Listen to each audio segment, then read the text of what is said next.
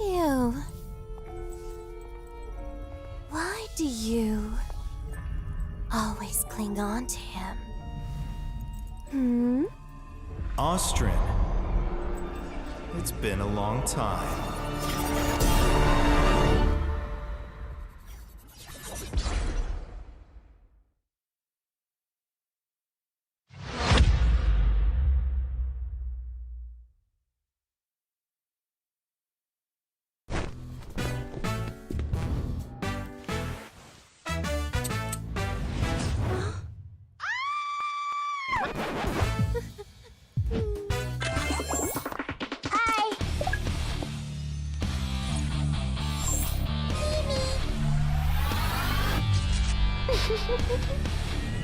Caillou! Do not run!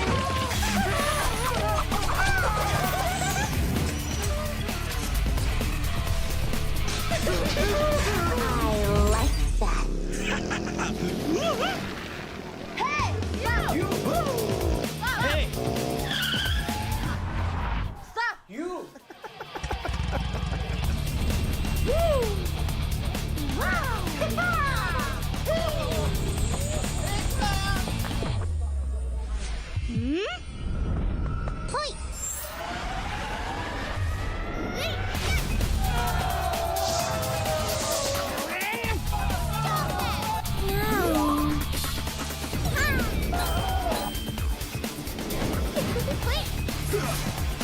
Cheers! The cursed name, Kaiser.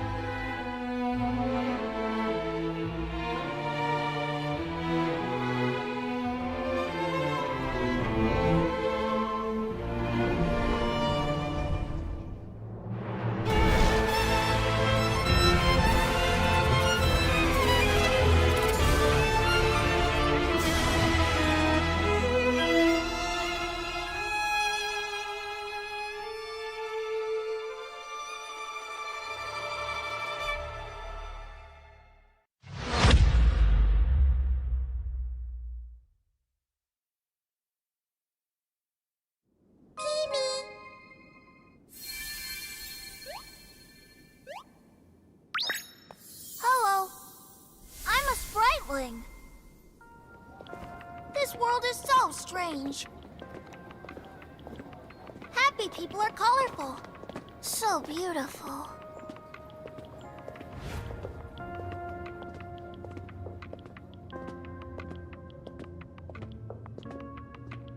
Are those their negative emotions?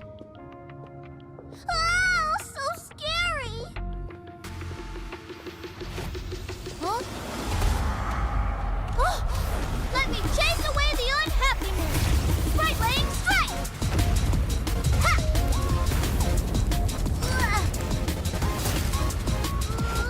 Hey!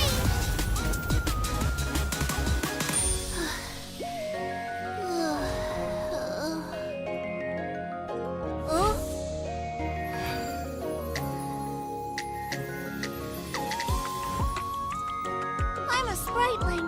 With me around, you'll never be unhappy. Ow! That hurts. Thank you. Let's be friends. Get him! Get him! Pitch blind, let's play another match. Charge! Welcome to the world of spritelings. I'll take you to our annual spriteling festival. Enjoy HOK and release your unhappiness. The world can't be without Spritelets.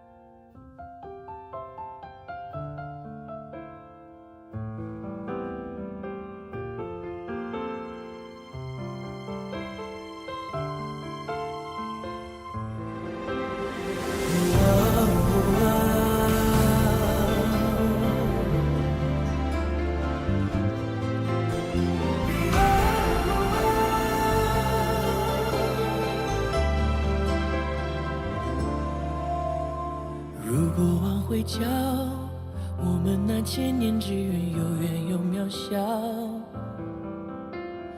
我咬紧回忆，为最初那口气骄傲。说分明时光就总剩一条，与风而上很好。可能我知道，你蹲在另一秒。路被光环绕，怎么能忘了希望？请问我心跳。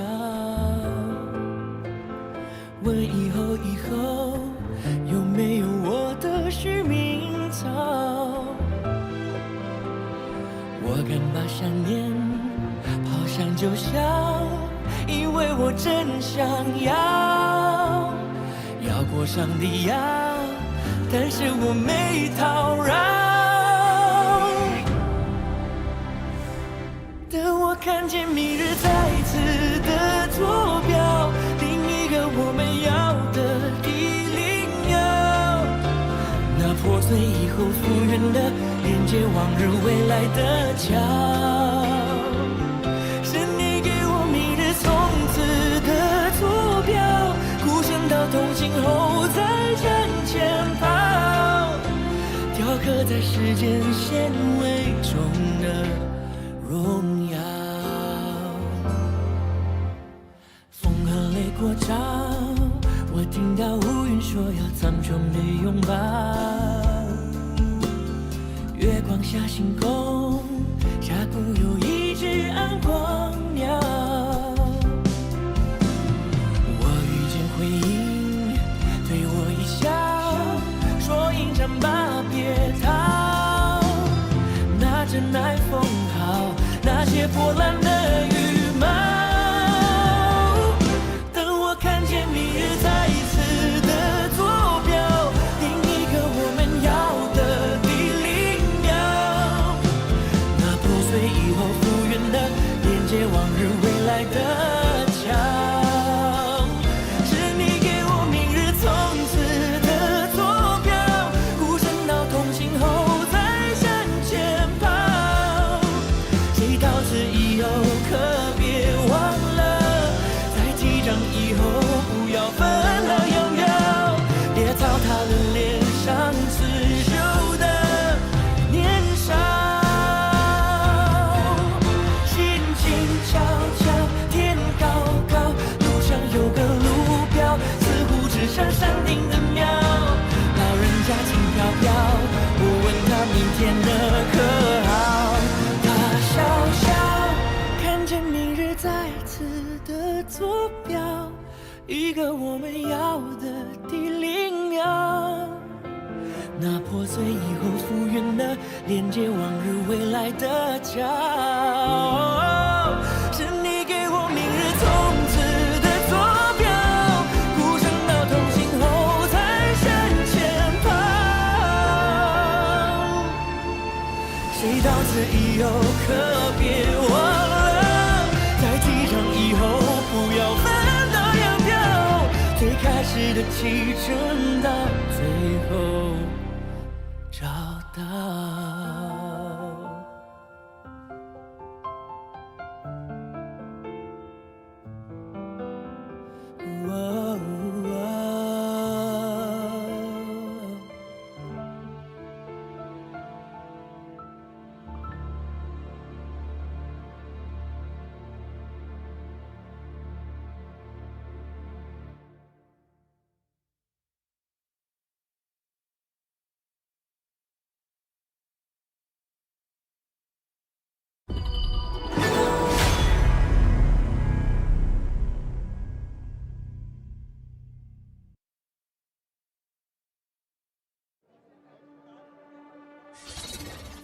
Don't Wong.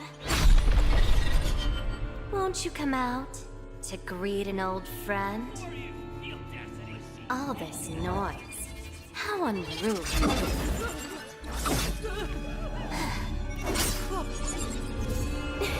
My oh my. Such a grand ceremony, and yet it's become such a mess. Let me help you tidy things up.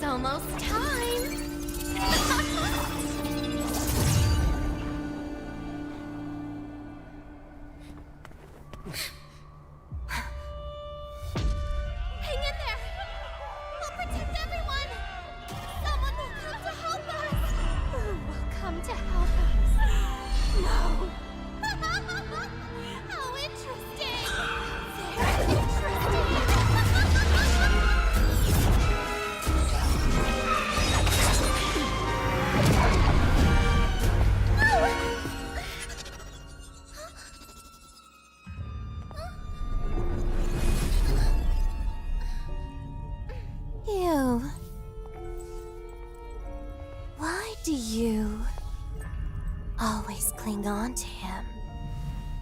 Hmm? Austrian. It's been a long time.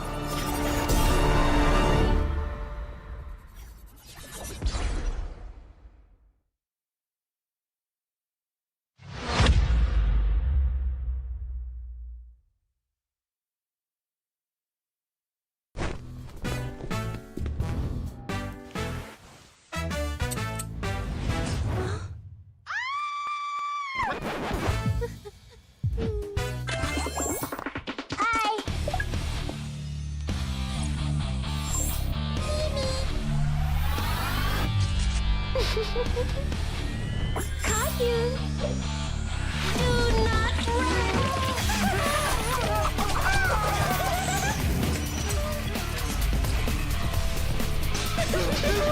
I like that. Hey! You! Hey!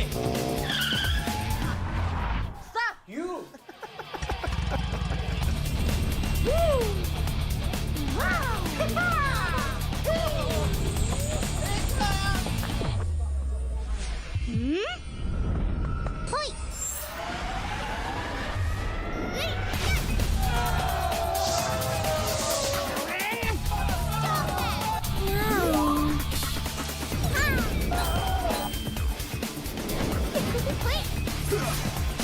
Cheers!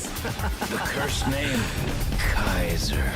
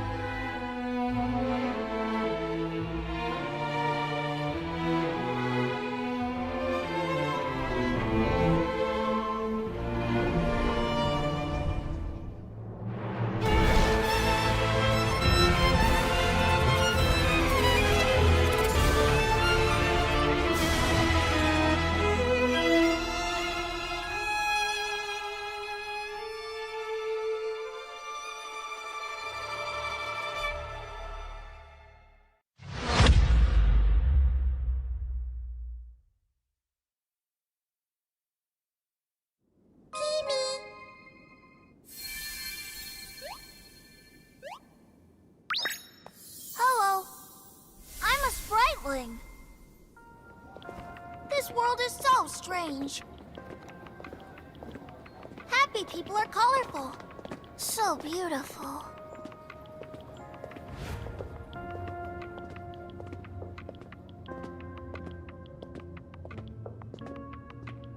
Are those their negative emotions? Oh, so scary! Huh? Oh, let me chase away the unhappiness! Sprite-laying strike! Ha!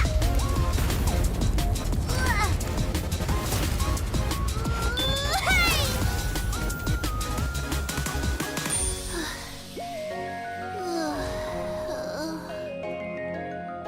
Huh?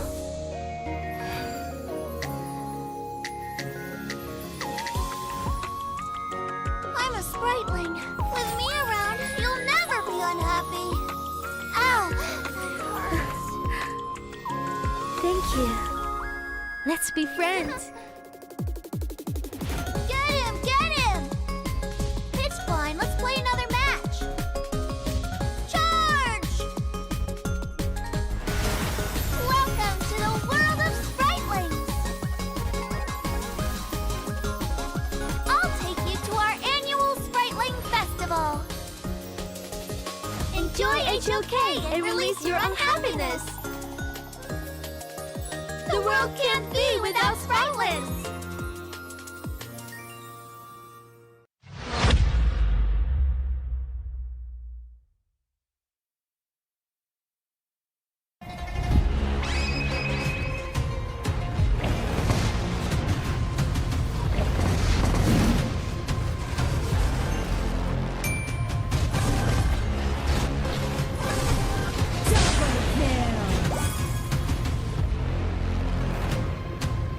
Double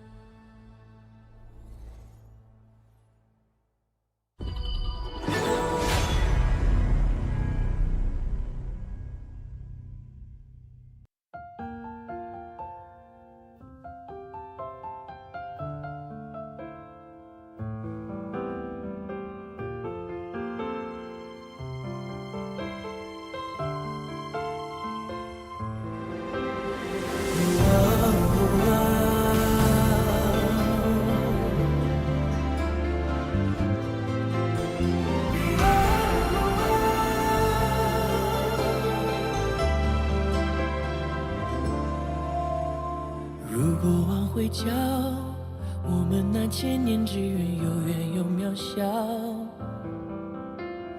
我咬紧回忆，为最初那口气骄傲。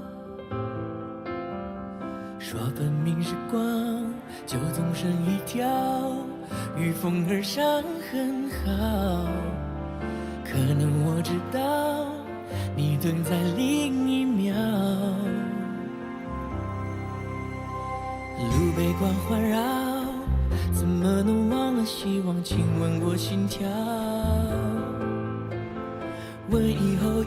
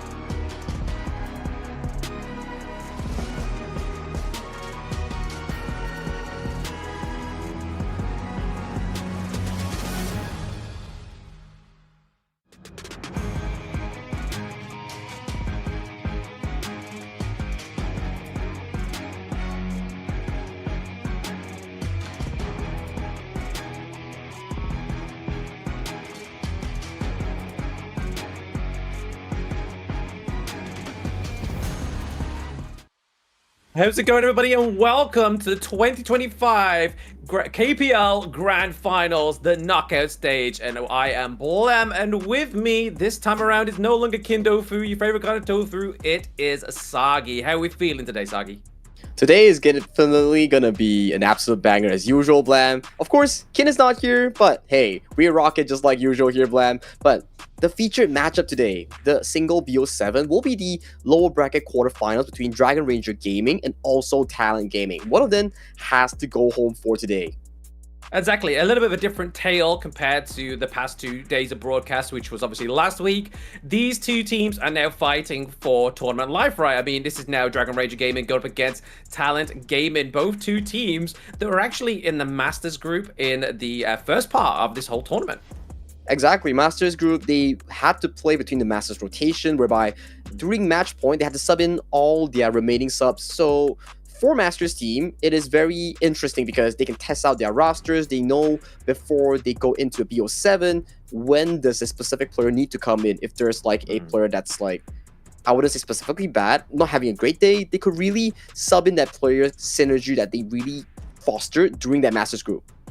Yeah, I mean, to be honest, between these two teams, only one of these teams actually had to play in the breakout stage, right? Which was none other than Dragon Ranger. Dragon Ranger obviously did have to play up against, I believe it was Edward Gaming. They actually did go up against a full best of 7, really. Because from what I've been seeing with Dragon Ranger Gaming, they haven't been able to take a clean series just yet within the 2025 KPL Grand Finals, right? So maybe today up against Talent Gaming, what's your odds about that one, Sagi? Is it going to be a clean sweep here for Dragon Ranger, or is Talent Gaming, the new blood on the block, going to be the guys coming out on top?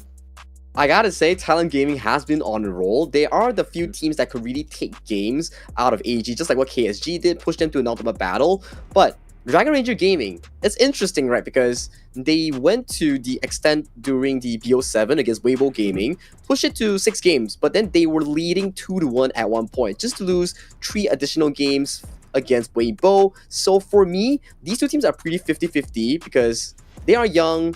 Well, of course, Talent Gaming is younger, but they still have lots of young talent that can really go to an extent. But really, we gotta put some focus on towards the coaches as well, because in a BO7, it's a marathon, not a race. We keep saying that. So these two coaches might be the playing ground for them in that draft. Exactly. I mean, you highlighted something beautiful there, right? Obviously, with the best of 7 against Weibo Gaming and Dragon Ranger Gaming, it seemed like it was pretty much a done deal when they got those 2 back-to-back victories. But then, because of the BO7, and because there is so much more room to breathe, a little bit more room for error and research and development for these teams participating in this format, it means that teams like Weibo Gaming can clap back in those last moments. But another thing we need to talk about, Sagi, is obviously the global ban pick. So run us through that one. Okay, global ban pick, simple enough. Let's put it to terms. If game 1, you pick 5 heroes, game 2, you can no longer pick that 5 heroes. It is automatically banned for the next 6 games until game 7, which is the ultimate battle. Then we'll go into blind draft, where both teams can pick all their heroes, and all those heroes can be identical or similar. Exactly right. So that's where the flavors really been coming, right? Between these teams that have been participating within the knockout stage. All 8 teams have definitely played their best, especially some of these teams like Wolves Gaming, right? So Wolves Esports, as they were in the upper part of the bracket, didn't quite have the best of runs there. Obviously, Wolves Esports were the victim of Dragon Ranger Gaming within the first upper bracket quarterfinals. But then we saw Wolves Gaming pounce back against JD Gaming, right, in that lower bracket. So with tournament life on the line, do you think some of these teams will actually be sort of like coming back like 10 times stronger going into this like matchup here? I like your point exactly here, Bland, because we saw Talent Gaming in that exact scenario you mentioned. They took like what? A clean 4-0 against LGD MBW Gaming, I think last week, which was really surprising, right? Because they are really a force to be reckoned with. Super young squad, super talented squad, led by none other than their captain Ching. For me, I think this matchup might really feature an ultimate battle, because I do think that DRG and TTG, they are really neck and neck in this. I mean, it just goes back to that point, right? Like, obviously, DRG is still yet to play an ultimate battle within the knockout stage. Obviously, they were having an ultimate battle within the breakout stage there. So we know this team can go the country mile if they are pushed to that. Whereas, obviously, Talent Gaming, top 3 within the challenge stage master group, and Dragon Ranger Gaming were obviously at the bottom of that board there. But like you were saying, like LGD did obviously fall to Talent Gaming as well. They would be in the top second seed of that group. So I feel like there's not much weight to be put there on the challenger stage, especially within the master group with such sort of like creme de la creme teams. But there's definitely a air of kind of like the unknown in the knockout stage, right? Especially Blam, whereby these teams have like what, a week to really foster their team compositions, their drafts, and their gameplay before moving to the current day, whereby we are having what, DRG with the TTG. The last week form and this week form, it might be really different because they are traveling between venues, they're playing in a different live audience, food, all this will be a bit of a deciding factor that really affects them going into that BO7, especially when we're talking about elimination being on the line. Yeah, I mean, you talk about venues, you talk about fans as well being there offline. I mean, we saw against AG Superplay, right? Like the amount of fans that were crying towards that best of 7 as well. Obviously, a lot of Kuaishou Gaming fans were crying as well when they obviously did get defeated into the lower bracket this time around. So it's definitely we talk about the mental for the players. We talk about obviously preparation, but also the weight of the fans. Obviously, the support of the fans is obviously something they're going to really be sort of like looking at and making sure that they aren't letting down those fans that are attending in the audience today. The way you make it is just really damn true, because whatever we do, we definitely need fans, we definitely need family, friends to really support you all the way, because in the end, that's what it all really matters. But you know what matters? Let's feature the featured matchup for today. Let's take it away.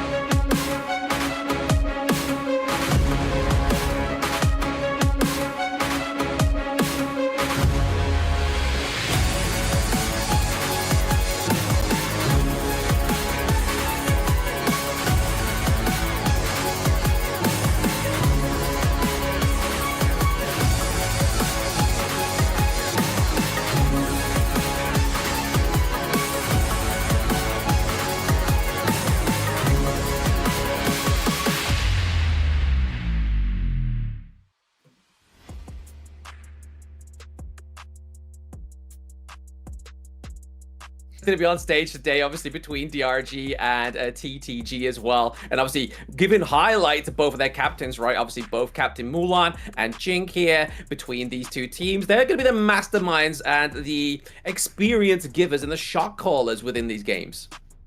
I really want to point out that specific matchup today. I think it definitely falls onto two parts, whereby we have Ching and also the likes of Mulan. These are captain to captain, both plays their own respective side lane. And then you have Hua Yan and also the likes of Snowy. I think the farm and clash matchup will be something to look out for, because we've known for a fact that TTG, they love to play around Snowy on those late game carries, similar to the side of DRG as well. Mulan has been pretty consistent in that quarterfinals, but the consistency has started to shake up in that upper bracket semifinals when they face off against Weibo.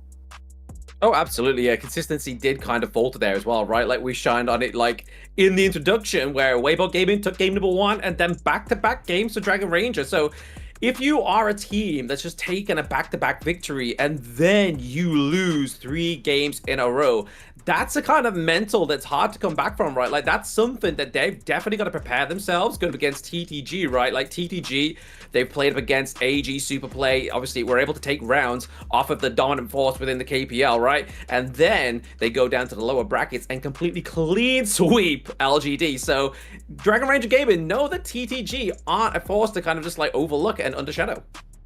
Like, one more thing to talk about, right? Like, all these forces, all these teams coming into this, but you have to think through the DRG mindset, right? Because they were the spring KPL League Spring 2025's second place. They lost to AG, but they were like against AG. So, well, it's a bit difficult, especially for these teams.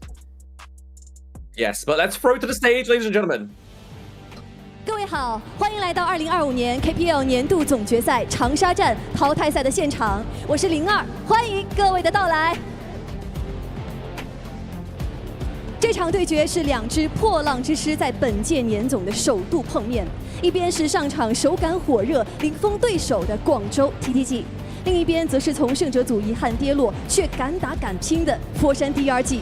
生死对决，谁能逆流而上，冲破质疑？ 首先，让我们有请第一支登场的战队——广州 TTG。 Here we have it, the first contenders of the day, TTG. So now it's time to fly. Nothing's gonna stop me now. Nothing's gonna stop me now. Nothing's gonna stop me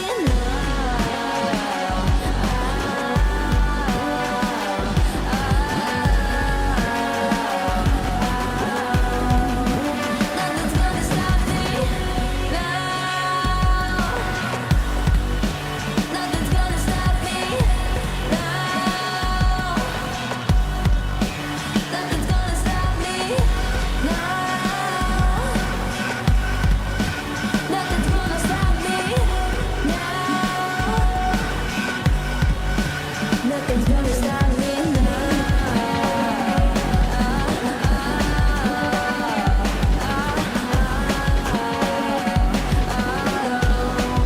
接下来，让我们有请第2支登场的战队——佛山 DRG。 The challengers coming in today, hailing from Foshan, Dragon Ranger Gaming. "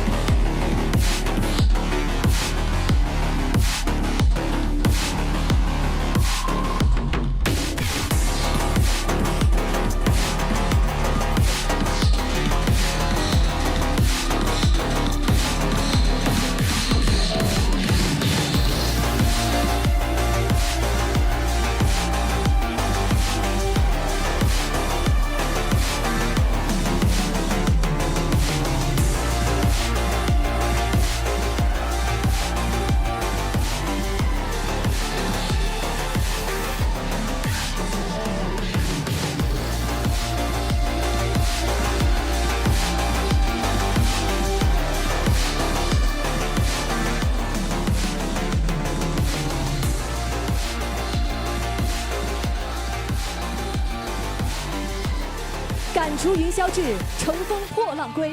败者组的舞台没有。 And this will be our featured matchup for today. Dragon Ranger Gaming will be going against Talent Gaming, two teams that had almost similar fate, but Talent Gaming with a superior rise in that momentum. But before we go into the direct matchup, let's take a look into a small teaser video.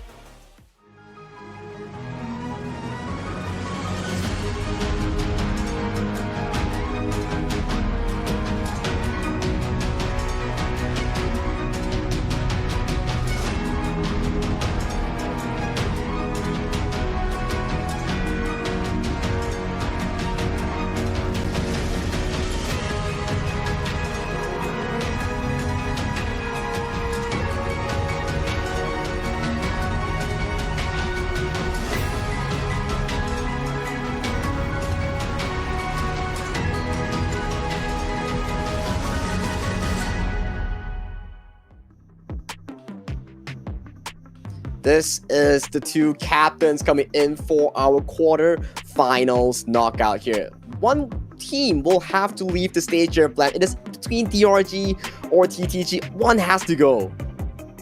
One has to go, unfortunately, right? I mean, neither of these teams, neither of these 10 players, right, want to be dipping out of the tournament right now. But unfortunately, everything that's been done to this point has already been basically underlined, written, all the I's dotted, all the T's crossed. It's now what they decide to do within this best of 7, right? Do they decide to play to their best strengths? Do they decide to look at, obviously, towards their coaches to make sure they're making the shot calls? Or do we look towards these team members? Obviously, we see on the stage now the team members all being highlighted here by the side of Talent Gaming. Obviously, we've just seen Jing, Sunrise, Cray. We're now looking at Snowy here, right? We're saying, obviously, we want to look at the focus into these side lane Sagi. So let me tell a little bit more about Joy.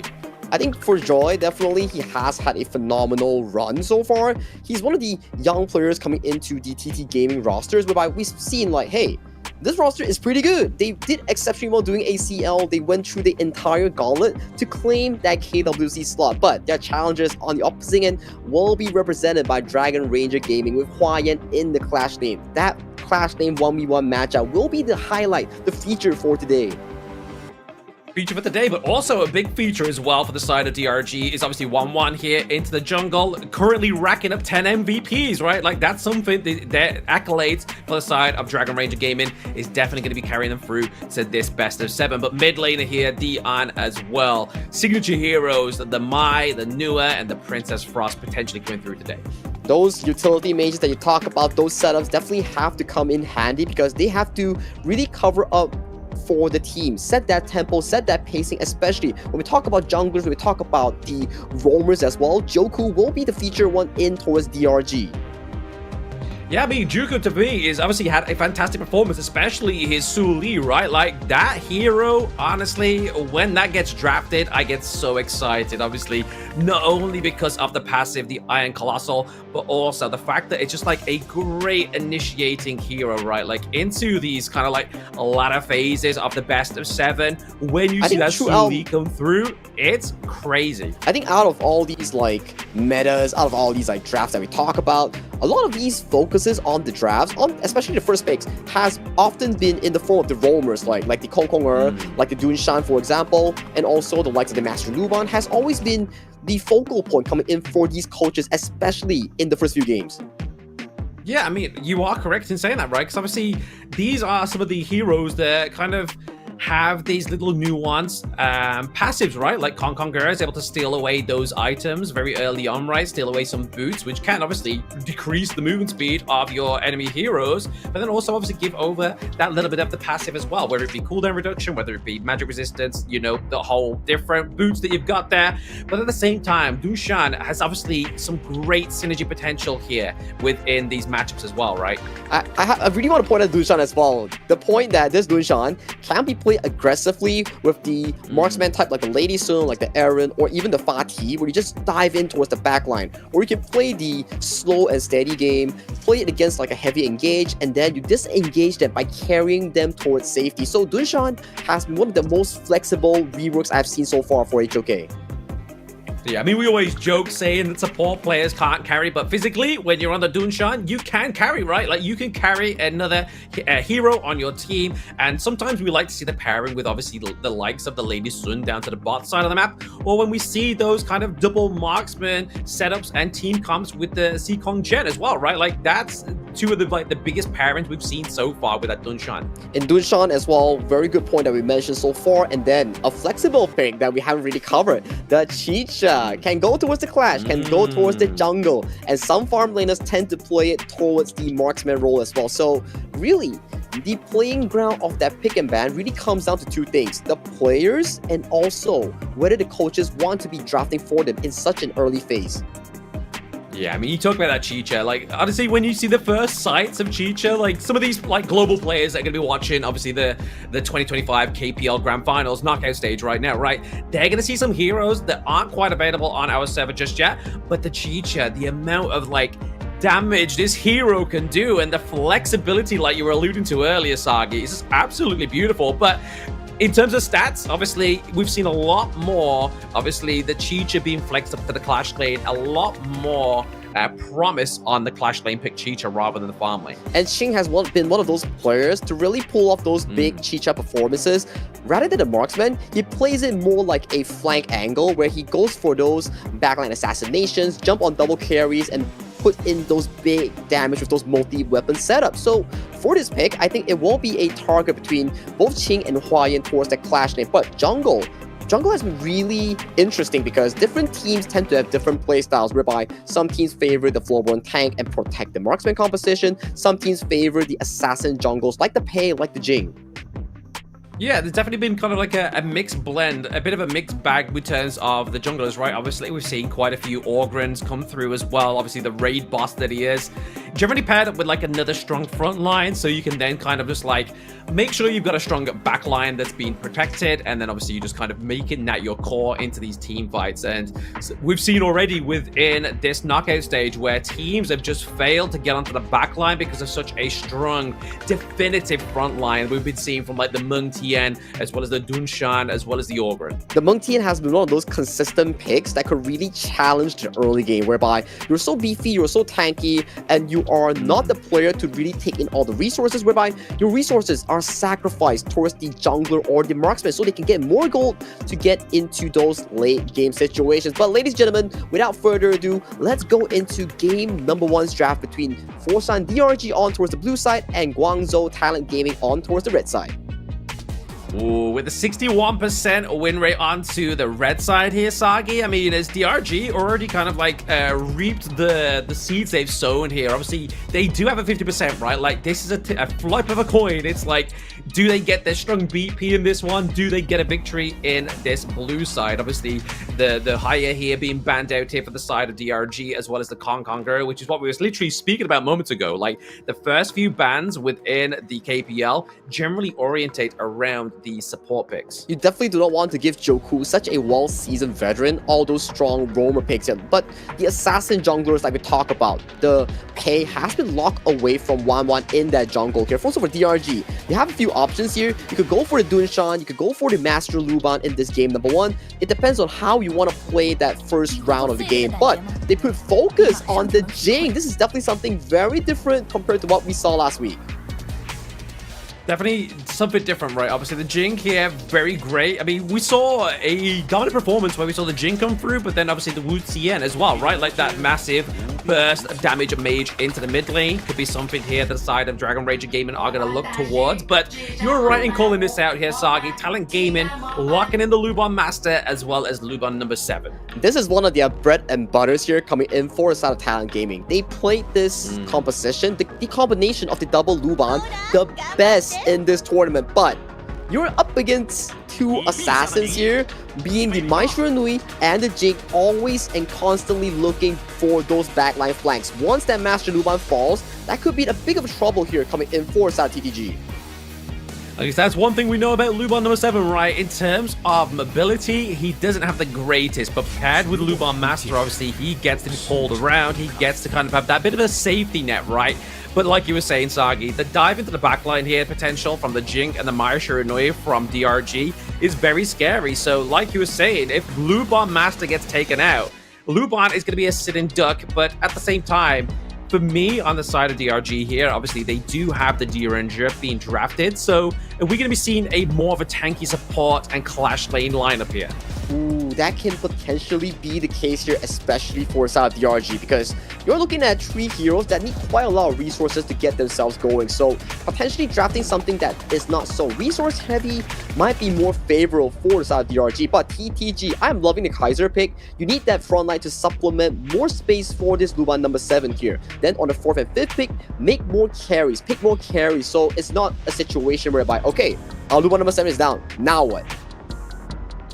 Exactly that, right? I mean, the Kaiser, fantastic performance we've been seeing so far within the 2025 KPL Grand Finals. Just like you were saying, just access into the front line there, just kind of driving force of a team fight, right? But you can see here from Talent Gaming, they're trying to sort of like catch the bluff, and here we are. Like, we mentioned the Meng Tian potentially up into the Clash Lane earlier, as well as the Zhang Fei. Zhang Fei and D-Ranger, beautiful pairing down to the bot lane if you are really looking for that strong front line for the side of Dragon Ranger Gaming. And it's all due to the fact that you need that front line to really supplement the Jing, to supplement the Maestro Nui and also D-Ranger first 3 picks. You have 3 cores, triple cores that all need gold here. So if you pick more of these assassins, more of these Clash lanes that need so much resources, that doesn't really make sense coming from DRG because resources are finite across the board here. But for TTG, they're having a bit of an issue as well. A lot of these mid lanes has been locked away from them, but they do in fact lock in that Yi Xing towards that 4th pick for the side of Crane.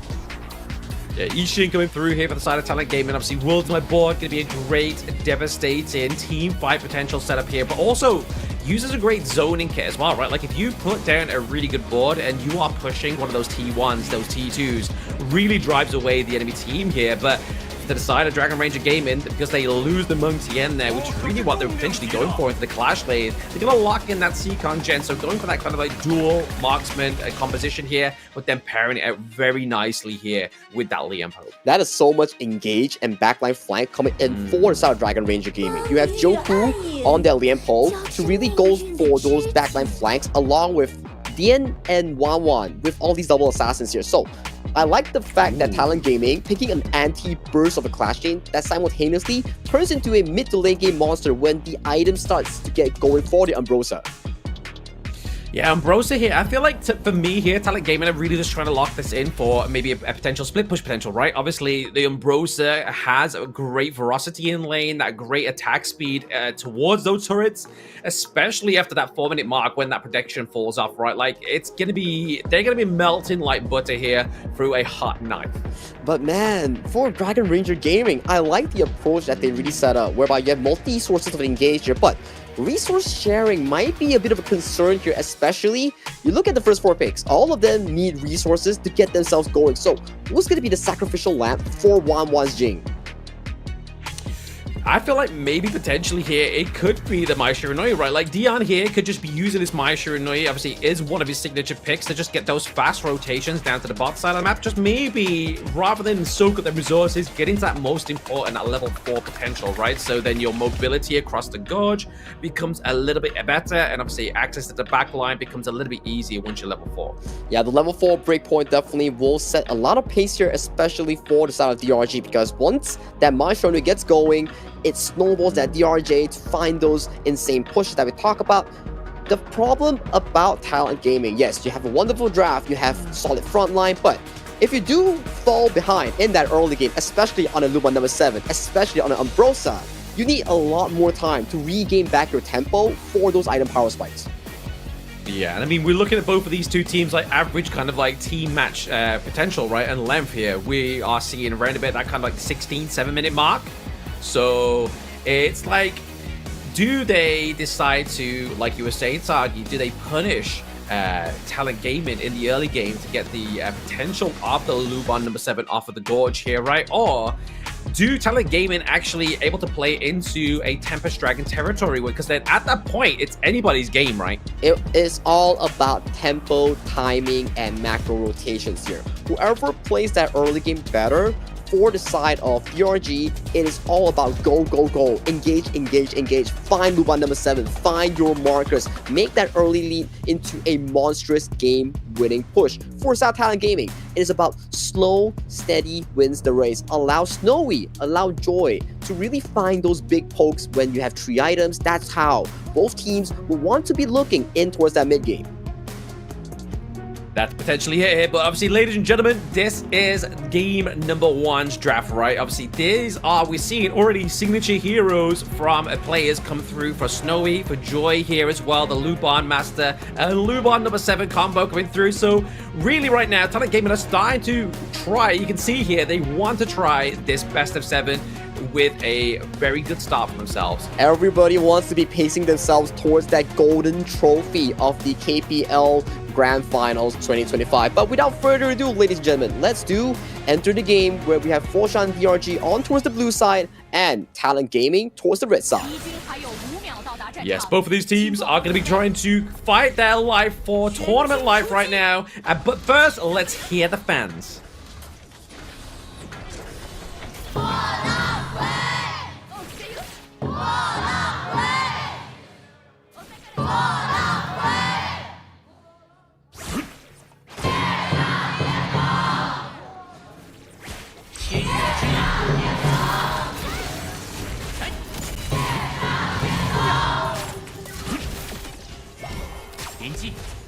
Already a bit of a trade here coming in towards the mid lane here. DN already dangerously low though, but same goes towards the bot side here. Laning prowess coming in from Meng Lan. Those tokens simultaneously pushing the wave and also chunking down that Luba number 7.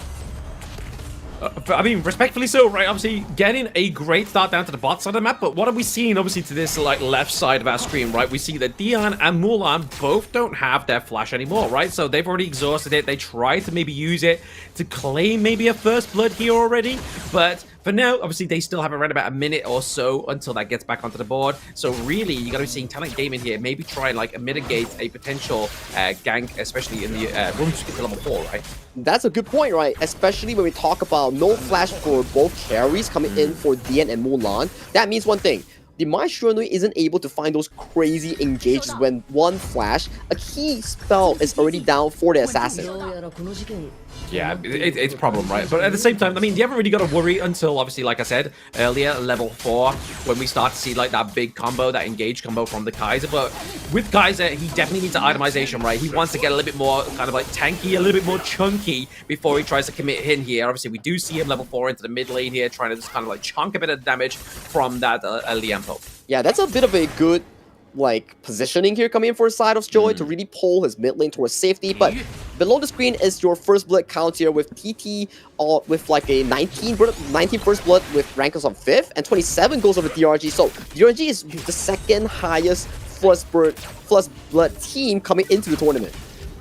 I mean, when you see them obviously expand like common skills so early, you can kind of understand why that stat's there, right? Like maybe they're a little bit more successful within the previous series, but not quite here up against Talent Gaming, because obviously this is a squad of young blood, right? Like they are here to prove their name. They are indeed here to prove that name, as team members here are starting to fall in. You can see the control coming in for both of these teams for those early game resources. That's how you build a comfortable lead, items going into that mid game. So for DRG and TTG, contesting these neutral resources will be super duper important before that 4th minute mark. I mean, you said it best in the draft, right, Sagi? He was talking about, obviously, if they really want to kind of like put pain onto the side of Talent Gaming, they need to kind of already put a bit of a blunder in terms of the resource acquisition for our Talent Gaming in the early game, right? Because obviously that's where Luban starts to kind of like really suffer there, especially when you've got such core picks like the Mai Shiranui, the Jing, as well as the DRNG for the side of Dragon Ranger Gaming. Well said here, especially when we talk about these things, right? I'm really interested to see whether Wanwan, Dian, or even Joku, this trio, will be managed to find those angles going in against Snowy in that farm lane. Because for now, if all these fights, Snowy were to fall, you don't really have much of a damage output coming in for the TTG lineup. So for DRG, they are on a timer to really set the pace for themselves before the 12 to 14 minute mark.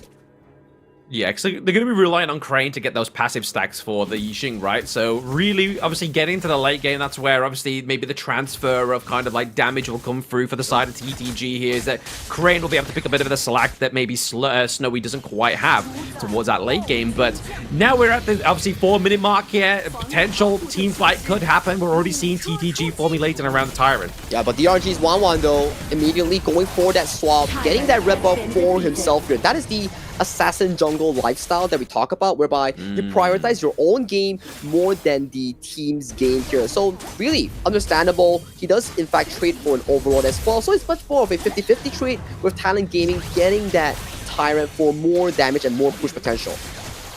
I mean, arguably more so for the side of DRG, right? Unless the side of Talent Games is able to get this T1 down to the bot side of the map, we do obviously feint out the teleport here for YN on the Seekong gem, but then obviously just kind of like, hey, look, I'm making sure that they kind of try and run away here. Maybe they just like back away from that T1, because like I was saying, if Talent Gaming was able to get that T1 down to the bot side, it would have mitigated the pickup of that red buff, right? It's a slow burn that we talk about, especially for the South Snowy. With the superior range, you could really just slowly but surely chunk down the tower here. But the red buff they talk about is in the hands of Mulan, and with more members here, you're pushing Talent Gaming out of their comfort zone. You're pushing Talent Gaming away from their win condition. Like I say, it's a knock-on consequence, right? Like, the fact that 1-1 was able to help himself to the enemy's Crimson Golem, it's kind of like, hey, Mulan, I know you're kind of lacking a little bit of damage in the early game right now, and obviously, if he can get that damage kind of output onto Snowy here, we've already seen the damage pre-Crimson Golem buff, right? Now that he has that, he's going to be able to chunk down T1s a little bit faster and chunk down those squishy heroes onto the side of Talent Gaming, but a bit of a trade here for T1s, bot side and top side of the map. Yep, they do in fact want to be putting that Crimson Golem as soon as possible onto the hands of Snowy here. Sunrise does find 1-1 here, but it's a bit of a tussle here. I don't think 1-1 would really want to use that ultimate on towards a tank like Sunrise. Oh, yeah, absolutely not. I mean, definitely, especially when he has the Invincible Warrior up as well, right? Like, he's going to be able to kind of tank a little bit more precisely here for the side of Talent Gaming. But you can already start to see the Fisher start to kind of separate here in terms of the resource gathering. You can see the DRG are around about 18.5k gold, about 1.5k gold ahead of the side of Talent Gaming. So all these kind of like little nuanced plays here in terms of getting the Crimson Golem away from Talent Gaming, getting all those little minor camps here is really starting to kind of snowball for the side of Dragon Ranger. It's all those resource sharing that we talk about, those gold sharing methods whereby everyone on the side of DRG is just looking to share, but hang on a moment, look at engage. Yep, not sharing is going to be the first blood going up to the side of DRG DM, but I mean, they lose, obviously, Sunrise here, but they started to get a little bit of a momentum into that mid lane, right? Like, they were looking at the prize pony, which is that T1 into the mid lane, didn't quite come into fruition, though. But man, what was Sunrise thinking there? He wanted to go for a steal against 1-1, but in the end, he sent himself as the reward on the silver platter towards DRG. That puts the side of Talent Gaming in such a reactive spot whereby Sunrise, yes, you are a tank, you can give up resources here, but when you have not enough items, who's going to be tanking up front for Luma number 7? Yeah, it's going to be hard, right? Like, definitely when you got that kind of power spike for, like we say, in the 3 core heroes at the side of DRG, that's a lot of damage. So you best believe that there's going to be a lot of pressure onto that Luban Master. But look at this replay, right? Obviously, tried to go and contest for the Crimson Golem, but maybe just being the sacrificial lamb, like I was talking about, into that mid lane. Like, we saw the push happen, but TTG just didn't have enough damage to take the T1 down. And the CC chain was beautiful coming in from DRG. They chained it so well that Sunrise couldn't pop that Invincible Warrior to get that damage reduction that is so strong coming in from the ultimate here. So he could only pop it after the full burst, which at that point, he's already too low and he got executed from the members coming from DRG. Yeah, well said there. Obviously, what's the best character against a Kaiser, right? Like, not letting him go into that Invincible Warrior, not letting him get that damage reduction, because we've seen it time and time again.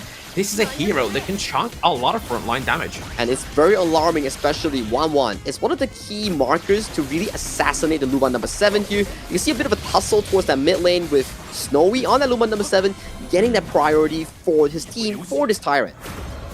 Yeah, exactly. That's kind of all formulated around this second Tyrant here. You do see Dion and Wan, get the steal here for that Tyrant. All the effort was paid off by the side of TTG, but there is a bit of a tussle into the mid lane. We do see that Spike Mail come through, but down goes Chink here. But can they get a pick up onto one of the core members on the side of DRG? And the answer is no. Seekong Chen into the back line gets the pick up onto Joy. We now know that Snowy has to be careful here.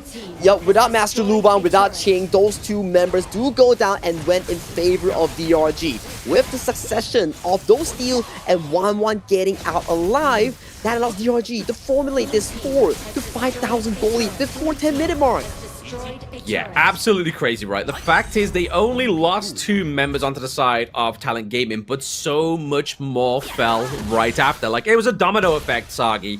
Dragon Ranger Gaming knew what team fight they were taking and how they were going to implement that one. They do steal away the Crimson Golem once again, so really, Dragon Ranger Gaming, with this Game 1 draft, really putting the pressure on here to the side of TTG. Oh, this goes back to the draft here, Blam, where we discussed during the pregame, whereby if you keep fumbling these fights as TTG, look at this. Okay, you do get your ultimate stolen away. 1-1 just barely escapes here, but look at Ching. He went in for the Hail Mary, didn't get the kill on towards Dian on that Maestro, sacrificing himself. Joy, the bodyguard as well, dropping in that team fight.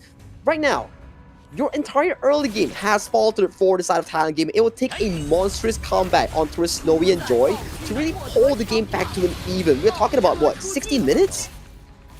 Yeah, exactly right. Like, it's a lot to really be relying on here, especially going into the 10-minute mark and already seeing the Dragon Ranger Gaming getting that Shadow Barret of the Tyrants here. You do see, obviously, using that Shark Cannon just to get a little bit of info there. It's going to be Snowy, just making sure he's trying to get a steal, trying to see where they are on the map, trying to see where that priority was lying at that 10-minute mark. But right now, with Dragon Ranger Gaming already having such sort of like nuclear power behind them, giving that Shadow Tyrant over, it's going to be absolutely like life ending, right? And it's a bit of a comfort if you're a DRG fan. Look at what Mulan built on his third item, right? Ominous Premonition already completed for the DRJ here. So, for the side of TT, Crane can't reach him.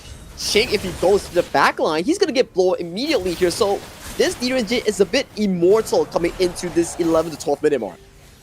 Yeah, backs will be blowing into that back line, right? Like, Crane's gotta be careful. Snowy, definitely gotta be careful. Over here goes, getting catched out, but it's gonna be the Tremor Smash into the back line. World is my board is not gonna be the Peacemaker here. It is gonna be the end of Sunrise. That's the front line gone here for the side of Talent Gaming. Yeah, waves are coming through as well. Top, mid, bot. More of these towers are being pressured coming in for Talent Gaming space. That's already tier 3 being removed with just a Shadow Tyrant. And they can just pull off, take the buffs, take the camps, and then revisit a Shadow Overlord that's still up and available in that top river. I mean, we were speaking about this momentarily, right, Sagi? We was talking about, hey, like, if Talent Gaming get punished in the early game, what is gonna be their answer, right? I mean, we're still looking for that answer. I'm pretty sure Talent Gaming are still looking for that answer, but if we're really hoping for a Tempest Dragon game here, right? Like, we're waiting and hoping for a team to hold up for 8 minutes. Is that a plausible strategy here for Talent Gaming? That could only happen if Dragon Ranger Gaming suddenly decides to entirely pull away from all these engages. And you can see, you're playing it slow, you're playing it chill, you're securing the smite available for DRG's 1-1. That's how you know DRG, they're coming at it seriously in that game 1. Yeah, they got all busters all burning at once, right? Obviously, Dragon Ranger Gaming here with a steady 42, 34, 43k now. Just steadily climbing here, like farming level here for the side of Dragon Ranger Gaming has been off their record.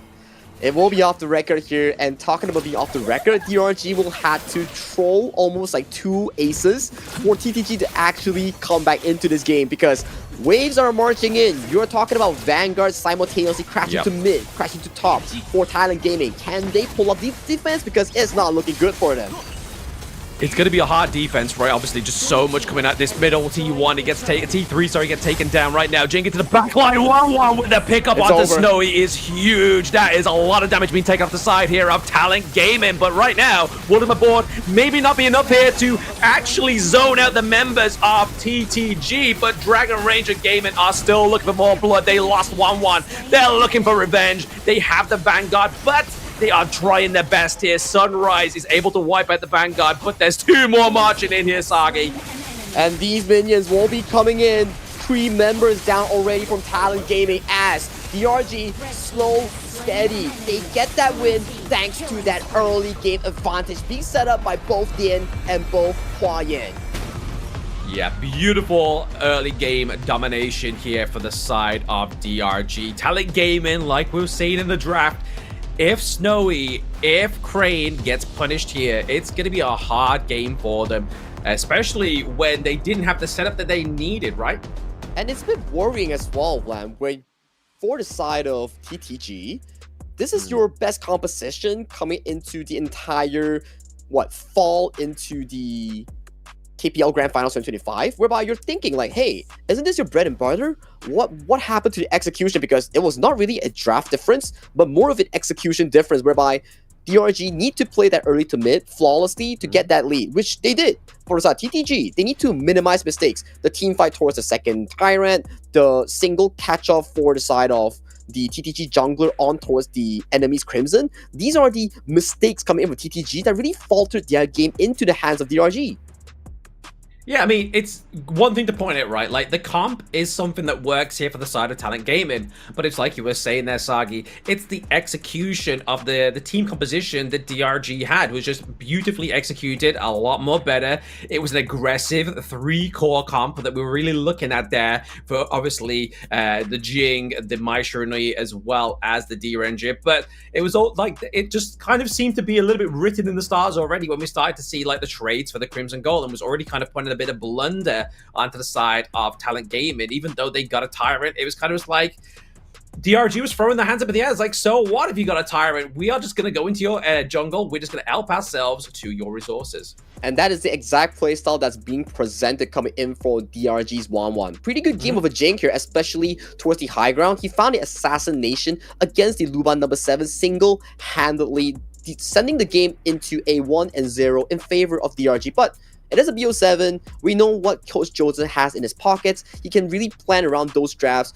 or like knock on those TT gaming like players like Knuckles and like, hey, wake up. This is a BO7. You lose this, you're going home. So we will need to see how they really formulate around the further games, especially it's a long series and not a short series. No, it's not a short series, unless Dragon Ranger Gaming keep playing like that, right? It's definitely going to be a short series if Dragon Ranger Gaming played how they did in that precise, that effective game number 1 there. Like, super effective there. Like, even just, like, from that first team fight, like, we saw quite a while for that first clip to come through, right? Like, it took, like, after around about the 4-minute mark, they got the Tyrant, and then that's when it was kind of just like, we saw the jungler from the side of Talent Gaming, Sunrise, trying to go into their own, go into the enemy jungle, try and contest there, or even try and get that T1 into the mid lane, and just because those things, those small, like, little minor objectives didn't quite come into fruition in the early part of the game, just meant that it was kind of like their end game plan wasn't able to actually come into effect.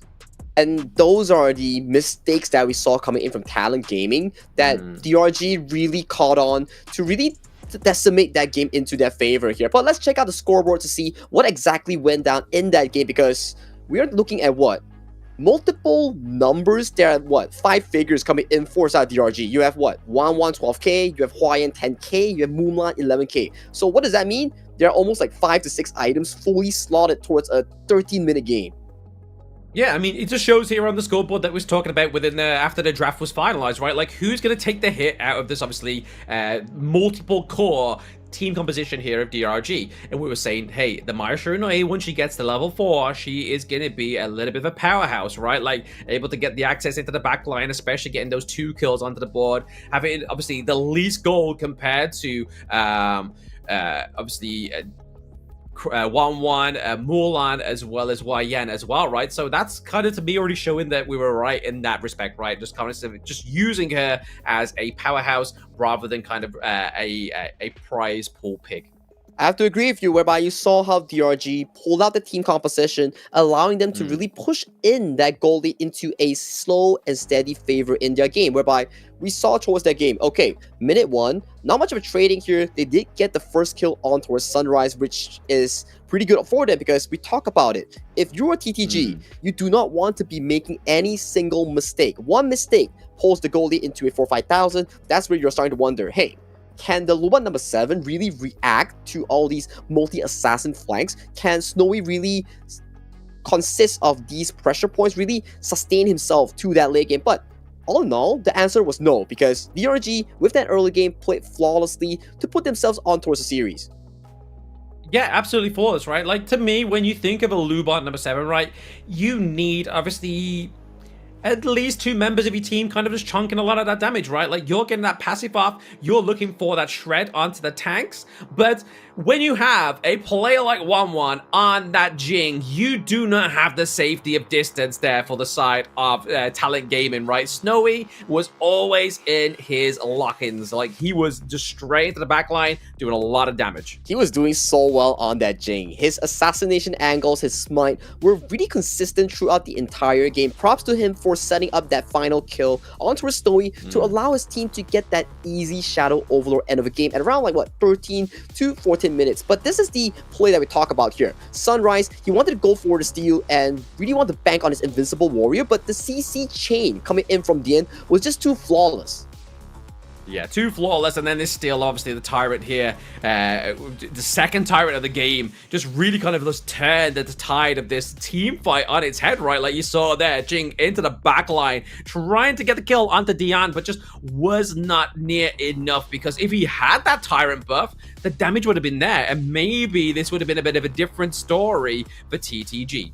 And as of this point, towards the later stages of the game, with that monstrous of a 7,000 goalie for South DRG, it is just slow, steady game coming in. Every team fight that DRG were to take, it's just easy for them coming into a late game scaling composition like Talent Gaming. Yeah, I mean, you saw that, right? You saw 1-1 use those mirror clones. Like, he set that in. He was sitting all the way at the back, but as soon as one enemy got caught into the middle of it, he was like, right, green light, go. I'm going to go in and do all that damage. And that was really the beginning of the end there for game number 1 of Dragon Ranger Gaming coming out on that point for themselves here. But TTG definitely need to kind of think of, like, right, okay, we've already seen the pain train that DRG can potentially be in this game. Well, it is a long series coming in for both of us and the viewers, and also the 2 teams here, but always a good start when you start off a 1-0, especially when you are locking away the Master Luban and Luban number 7 composition away from your opponents, which is truly their bread and butter for South Talent Gaming here. But for Talent Gaming, you will definitely have to put more focus into your following drafts, because Master Luban, that's definitely going to be a big ban you have to be forcing or like locking in for the remaining of the series. I mean, we see typically, right, especially not so much with obviously the Luban Master, but like we saw for the past like 3 days last week, right, where one team would always take the Conqueror and then they would just ban it out for the rest of the series. So now, yes, obviously TTG do lose that kind of like monster duo down to the bot side of the map, but now they get to actually just respectfully ban the Luban Master, which generally happens anyway, right? Yep, exactly the case here. So one of these priorities will be towards that roamer role that we talk about, especially if you are a TTG. So protect the president on towards the side of Snowy has failed. Do you double down and play the Dunshan? Do you double down and play the likes of the Zunrun to keep on playing around the side of Snowy? Because we know if Snowy has a good day, he's a monstrous of a carry to be looking at. Oh, absolutely. If Snowy has a fantastic day, he's going to be fine, right? He's going to be flying with colors. But at the same time, like, obviously, Dragon Ranger Gaming getting this game number 1 point, like you were saying just moments ago, Sagi, is definitely going to be a wind of... the wind of change that they need, right? Obviously, we did see when they played against Weibo Gaming, they lost game number 1, but then came back for 2 games, and then after that, it kind of just fell away at the wayside. So really, because tournament life's on the line here, you're already seeing a different kind of Dragon Ranger Gaming come through here. You definitely need to put whatever your eggs into one basket here, because there's no more saving strat, there's no more cultivating for the next series. If you lose this series, you are out of the entire contention for that golden trophy that we see for the 2025 KPL Grand Finals here. So for both of these 2 teams, it is about neck and neck and force out maybe potentially like what? Best of 7 that we're talking about? I mean, that's what all teams can really hope for, especially into the lower bracket, right? Like you were saying, it's tournament life on the line. If you can get to a best of 7 and just basically say to your coach and obviously your fans that you did everything you can because you took your enemy team all the way to a best of 7, but you still managed to lose, I feel like that's a much better way to exit a competition than some of already the victims within that lower bracket, right? Both victims so far of that lower bracket have came out with a 4-0 loss, which is absolute crazy. It is a painful loss if you really drop out of the tournament being 0-4, but history, present is present. So for today, DRG going up against Talent Gaming. I'm very interested to see what kind of draft that we will actually be looking at, because we're looking at what? Roamer priority being the meta of these drafts coming into the tournament, which is the grand final. So potentially you might see the Kong Konger, potentially you might see the Dunshan or the Zenren, which are really proactive roamers. Oh, one more thing, the Sulie as well. Yeah, I mean, we do obviously talk about the priority of the roamers, right? But I mean, if you look at obviously DRG, the winners of game number 1, their support wasn't locked in until literally 5th pick, which was the Liampo. So obviously, if you're not getting that priority and you get such sort of like a, not an underwhelming pick, but an overlooked pick, right? Obviously, Liampo definitely has that playmaking potential because of that Tremor Smash, and we saw that in game number 1. But if you can get to the end of your draft and be like, okay, we can comfortably lock in a Liampo, and we know we're going to actually be able to execute such great team fights. Yeah, team fight is the name of the essence here to really decide between who's a better team coming into the series here. These are your two teams, DRG going at it again versus TTG. But Blam, what do you think that TTG needs to be doing something different if they really want to claw back into a 1-0? Like we were saying earlier, right? Like, the fact is that TTG didn't have a bad draft. It was just a bad execution. And not necessarily a bad execution on their side. It was just because Dragon Ranger Gaming was just a lot more concise with their actions in the early games and knew the win conditions, right? I have to agree with you, whereby win condition and the game plan carry on the side of Dragon Ranger Gaming is definitely much more sharp compared to what we saw against Talent Gaming in that game number 1. So, question being, in this game number 2, does TTG change up the entire draft, put more priority on towards Ching on that clash? Because we've seen so far when Ching went against the likes of LGD MBW during that lower bracket round 1, he was a monster. He had every single moment towards himself with what, 3 MVP games out of 4? Oh, absolutely. But I mean, if you look at obviously last game's draft, right? Obviously, DRG, they know their homework, they know their enemies. Because if you look towards Jing into the clash lane, you're looking at the Guan Yu, you're looking at the Byron. Byron was banned out last game as well, right? I mean, that definitely would have made a little bit of a difference into the team fights, especially not completely having to be reliant on Sunrise on that Kaiser. I have to agree with you, whereby it was only to a point whereby if Kaiser were to fall, and he's a bit of a squishy hero if you don't get your items up. So that's exactly what on the side of DRG exploited in that game number 1 here. So coming to game number 2, Forza DRG, they've been having success on that Jing, the likes of an assassin here. So potentially putting 1-1 on more of these jungle assassins like the Pei, like the Nakoruru, might be the game plan here for the side of DRG. But this is the trophy that they're playing at, and these are the coaches, Coach Ze and Joza, going at it again for the game number 2 draft.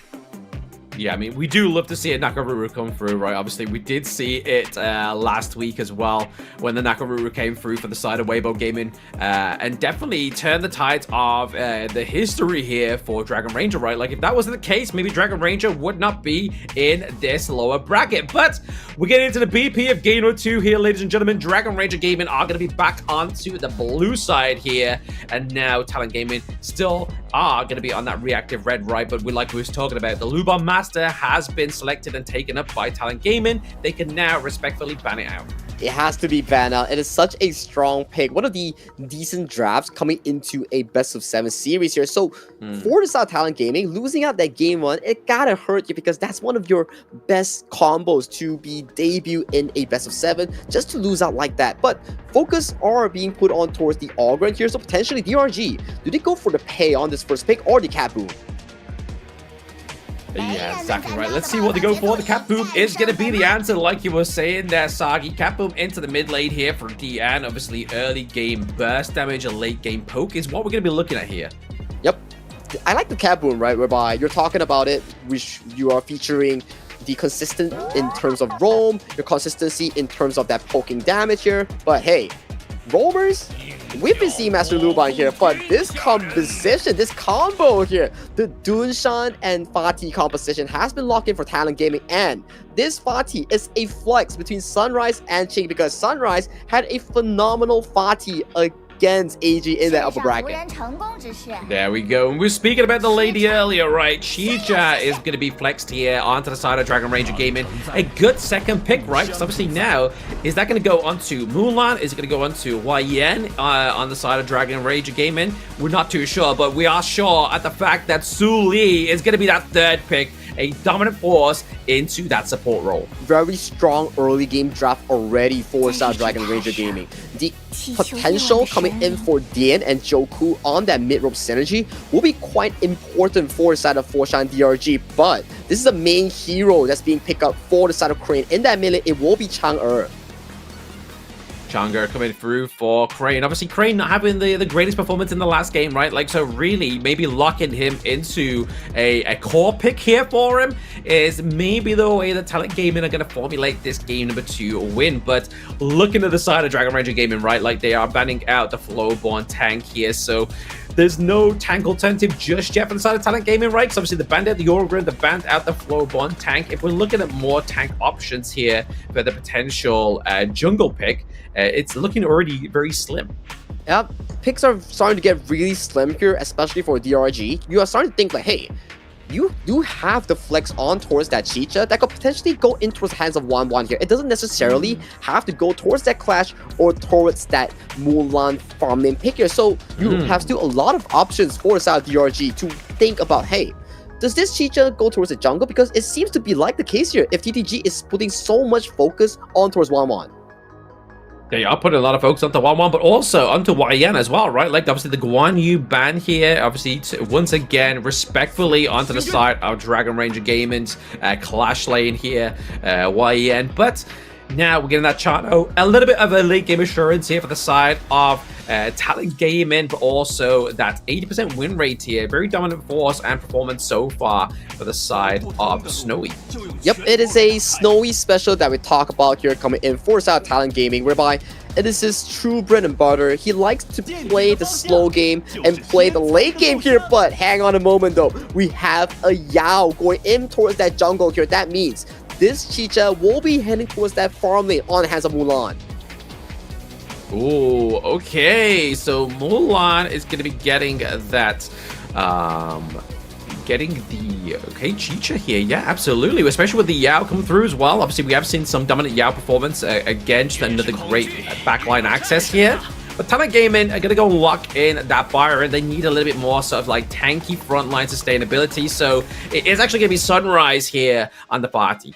Interesting enough, this is what really net them that 1-game win against AG during the upper bracket. It was Sunrise forcing that 26-minute Tempest Dragon single-handedly by himself with this pick here. So it will be an interesting pickup here for South Talent Gaming, especially it is a comfort pick coming in for the jungler for Talent Gaming. Yeah, I mean, to be honest, he did have a comfort pick, yes, earlier, right? Like, he had one of his signature heroes, he had the Kaiser, but it still doesn't mean that it's going to be a victory, right? Like, it all has to come down to this formulation of this BP on what it gives, and what are the win conditions here between Talent Gaming and Dragon Ranger Gaming? I would have to say, Dragon Ranger Gaming's Clash and Jungle is not what we really usually be seeing in the KPL scene. It's much of a rare pick compared to our global counterpart here, so I really want to be seeing how Huayan and Wanwan sets up his team for success. But it goes back to the same thing that they drafted in Game 1. It is a lot of tempo that will be set up by Dian, Joku, and Huayan on that engaged department. Oh yeah, the engage is going to be the toppler, right? Like, whoever gets the better engage here for the side of either DRG or TTG into a team fight is definitely going to be onto the means of a more positive outcome of these team fights, right? But I mean, at the same time, like you look at Dragon Ranger Gaming, they have the Sulia here. So for those that don't know, obviously you do have the Iron Colossal, the passive here, which you kind of need your teammates for, right? It's a Sage's Sanctuary, but you need your teammates. You need a friend in me to get those lanterns, to get your support back onto the Gorge and get them back into the team fight and deny that kill away from the enemy team.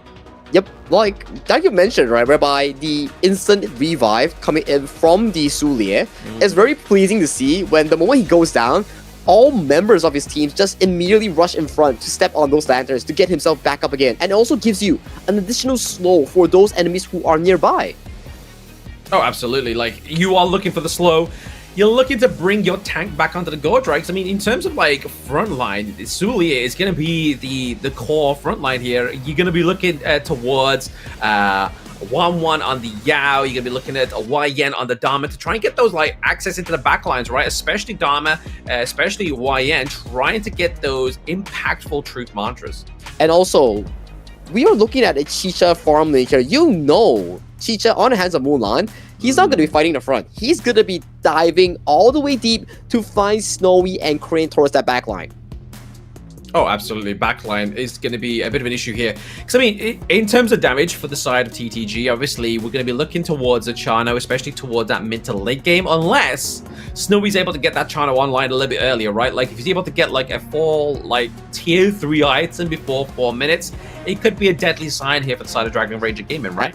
And if Chano really gets those 3 items like you talk about, get that Daybreaker, get that Shadow Ripper, Eternity Blade, that trio of a crit item, that could spell good news coming in for Thailand Gaming because they need Snowy on that late game department. But let's show it to the crowd before we actually go into game number 2 between DRG and Thailand Gaming.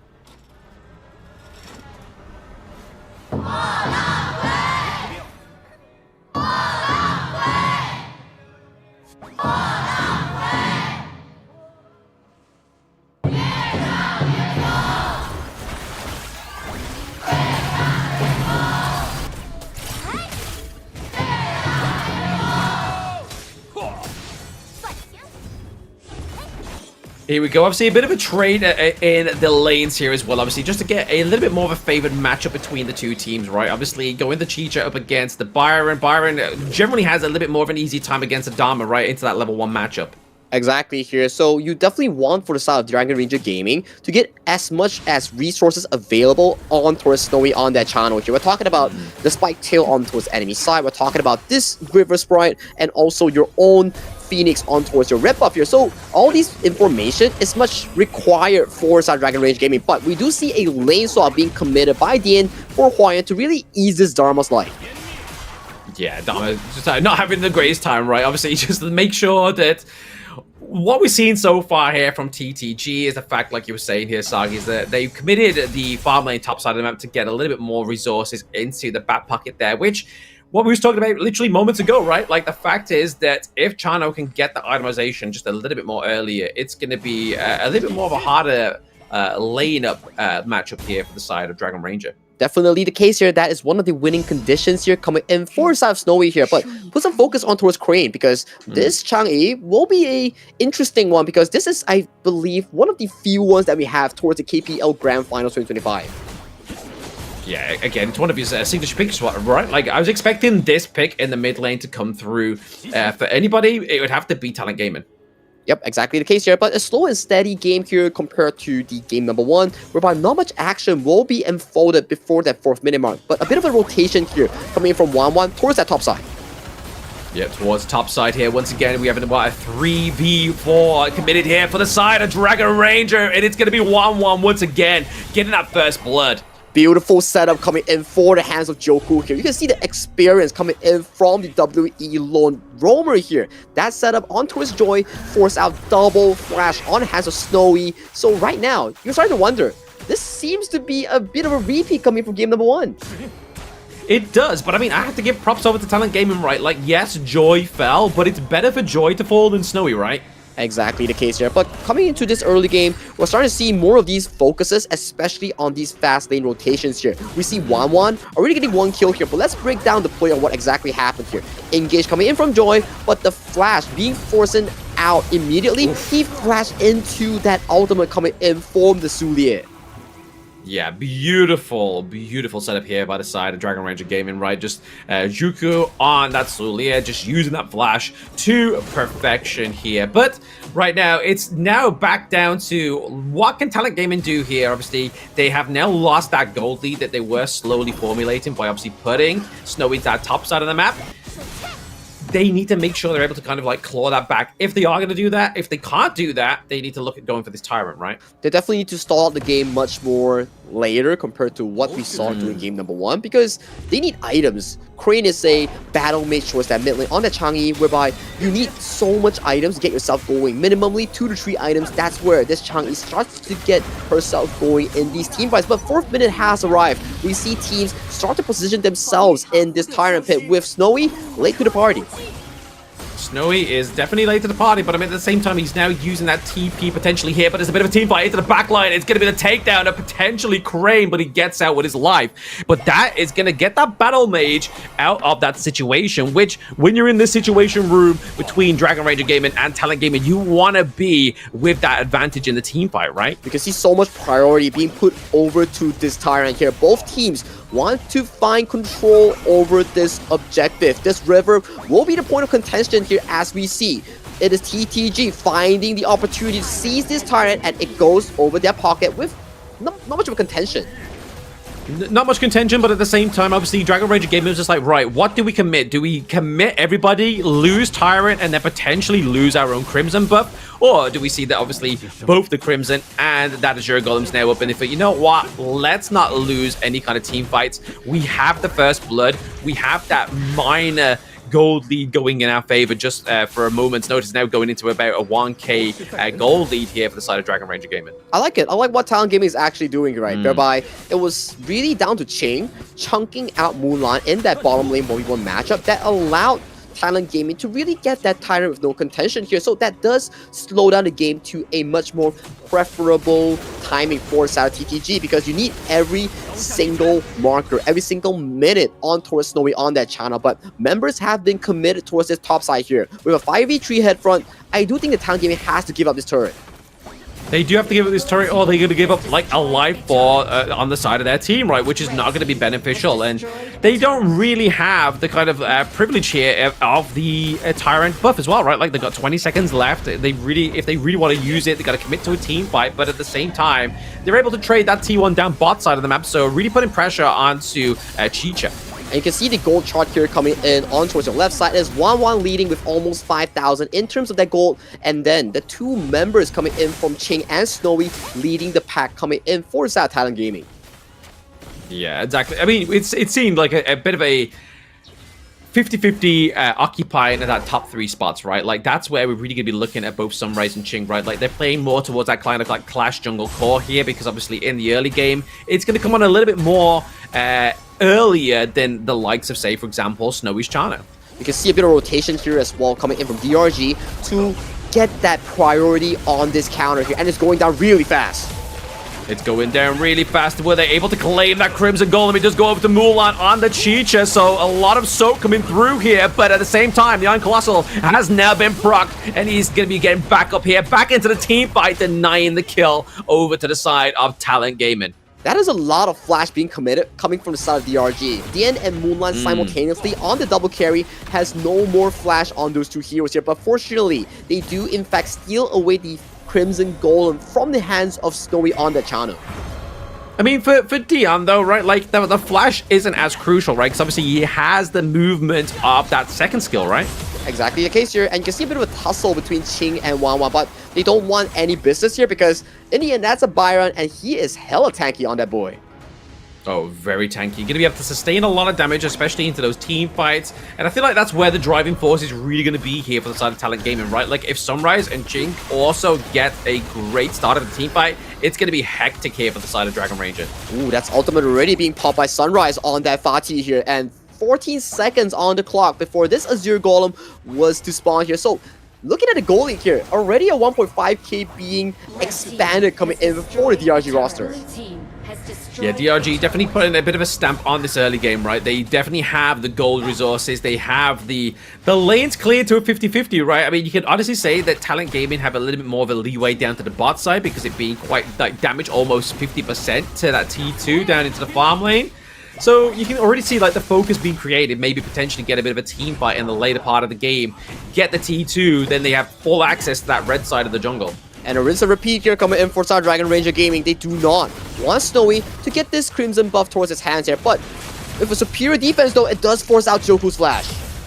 It does force out his flash there, but at the same time, he's maybe getting the takedown. The Iron Colossal comes on right on time here for the side of Dragon Ranger Gaming, but can TTG come out on top of this one? A lot of damage is having to be soaked here for Ching, but he's trying to do it. He forces the flash, is in the pit, but can they get that extra bit of damage? A Truth Marcher comes through here for YN, but at the same time, they get the trade, clash for clash. Clash for clash, but my goodness, Ching tanked so long. He was single-handedly tanking 4 members coming in from the side of Dragon Ranger Gaming. He bought so much time, but in the end, trading this 1-for-1 still falls in favor coming in from Dragon Ranger Gaming. Look at that 2,000 gold lead. Yes, once again, going in favor in terms of that gold for DRG going into the 10-minute mark.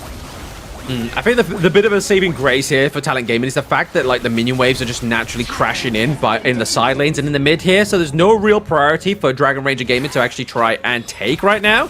It's all for Talent Gaming to defend and just recuperate.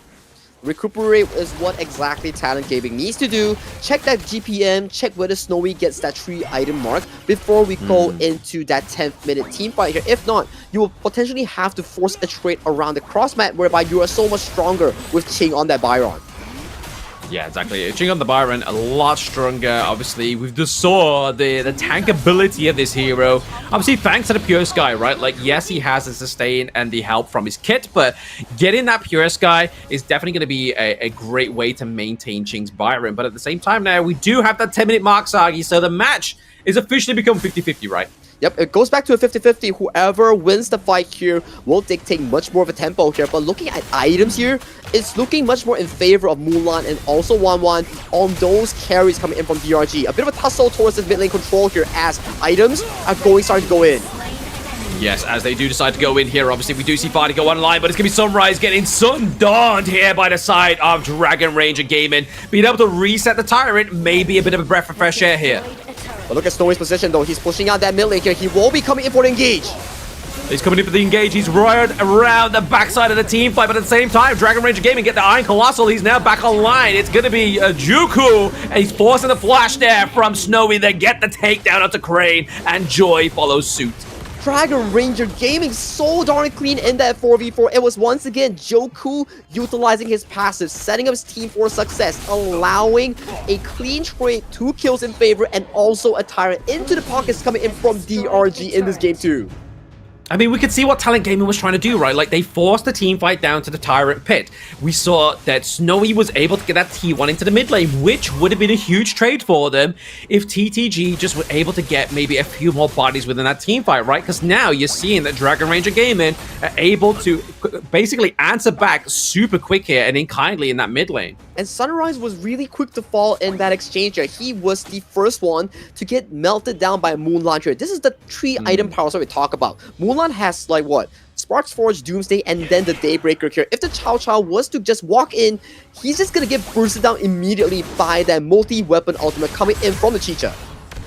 Yeah, Chicha is pretty much online, right? Like, they gotta be careful here. But at the same time, obviously, once again, Sunrise just trying to defend that bot T2 here, just trying to force away Dragon Ranger Gaming. They don't want a early game finisher like last game, but we're already around about that 12-minute mark, Sagi. I feel like this is already kind of like a sigh of relief for Talent Gaming. But it's a 4,000 goal lead in favor coming in for side DRG. This will just keep growing bigger and bigger here. For TTG, they need to control this shadow overall. If this were to fall to DRG, you best believe that goal lead will be exponentially increased for the side of the blue team.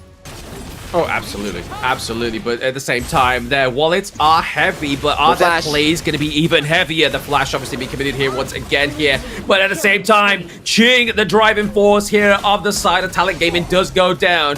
DRG, can they get some more in the form of that Crimson Golem? They're looking for it. They weren't... Actually, yes, Juko gets the steal onto the Crimson Golem there and actually denies it away from Talent Gaming.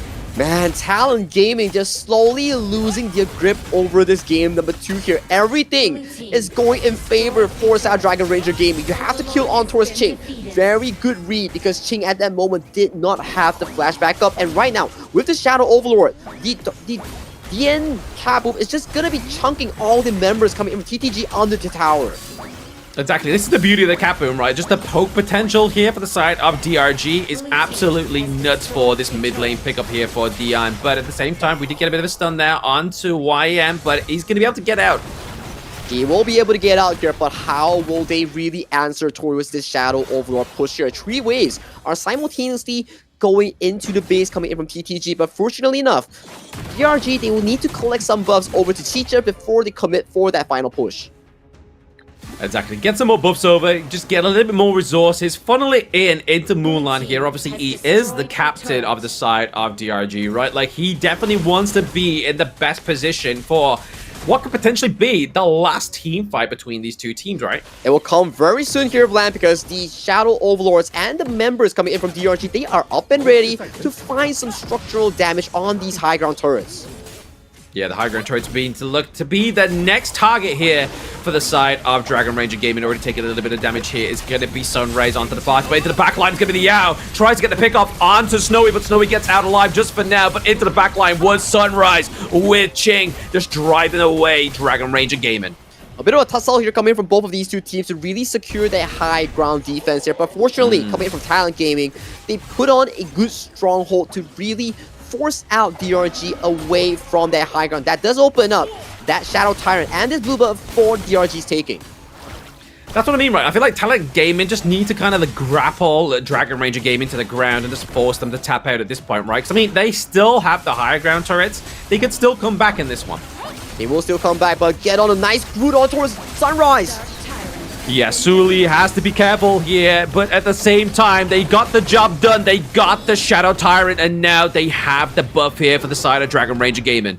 Consistent stuff so far coming from Dragon Ranger Gaming. They push away Talent Gaming, not allowing them to have even an ounce of space towards the Shadow Tyrant, allowing a very smooth smite coming from 1-1 right now. 7,000 goldie in favor of Dragon Ranger Gaming. They are really up and available in that teamfight department and items. Yeah, it's crazy, right? But at the same time, like, they haven't taken a kill for quite some time. Like, they definitely are starting to feel the sustainability, the tankiness of TTG right now. For Talent Gaming, they need to make 0 mistakes for the next high ground push here. But DRG, they have all it takes to really punish that high ground defense here. Juku has flash, has the Frigid Charge. He will be planning something in this push as minions are marching into the base coming in from Talent Gaming.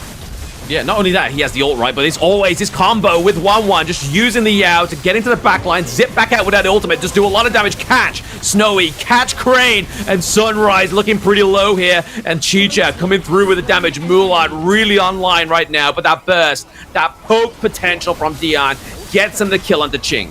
Very clean stuff coming in for South Dragon Ranger Gaming. They once again collect a kill on towards Ching, force out that tier 3. Right now, it's all about rinse and repeating, wait for the next Shadow Overlord towards the top side, and then all those structures will come down eventually in favor coming from DRG.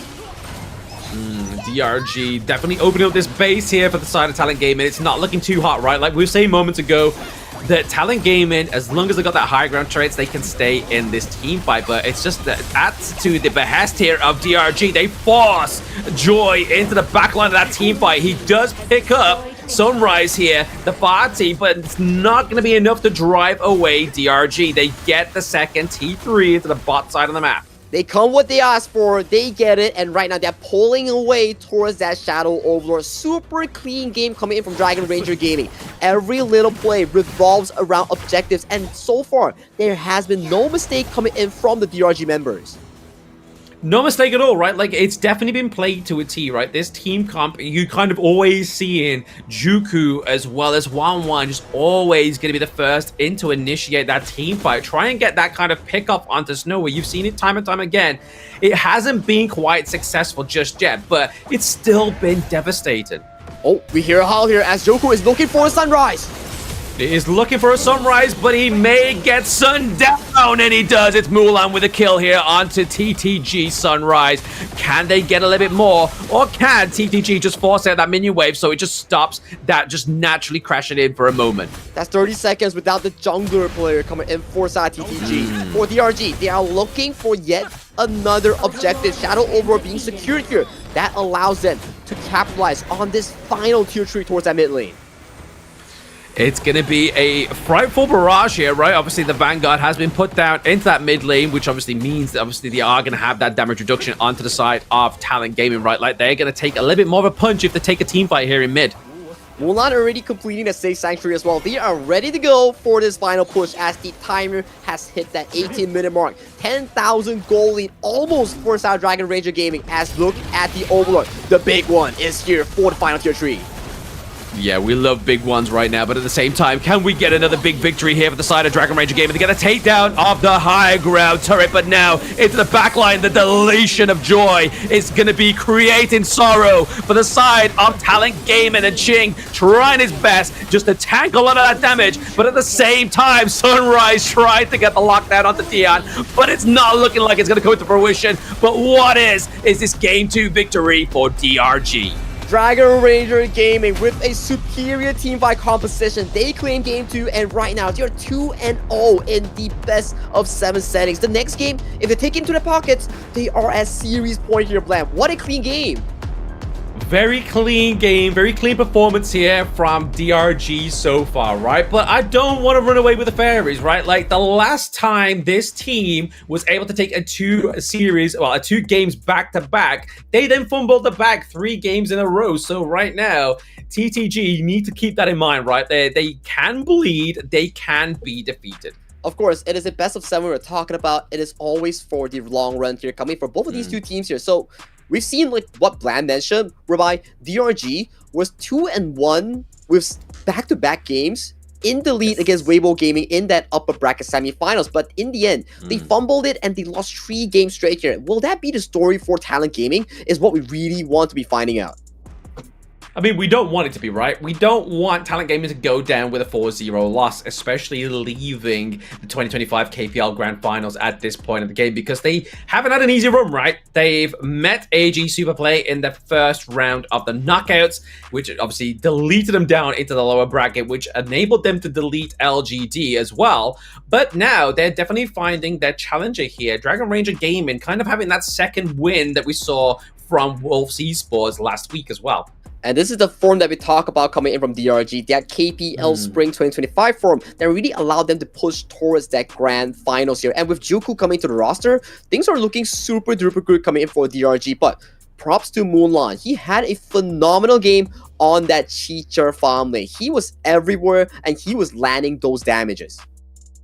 I mean, it wasn't just Mulan though, right? Like, obviously we saw Wan once again with a very defiant performance into that jungle. Like, he played Jing game number 1 the way that he needed to. He played that Yao as basically a second dive initiation. As soon as a Juku on the Suli was like, you know, we're gonna commit. It was basically at that moment in time, Wan committed at the same time just to try and get the takedown of Snowy, which, to be honest, Snowy did survive that full frontal attack, but unfortunately for TTG, they weren't able to survive that game to defeat. It was a death ball coming in for Sound Dragon Ranger Gaming, with every single step being set up with Joku, with Wan on those early game plays, whereby we saw Joku on that Sulie. He was finding plays after plays after plays, and he was so darn tanky. And the team coming in from DRG, immediately when the Lantern was to drop, they immediately set up Joku for that revive.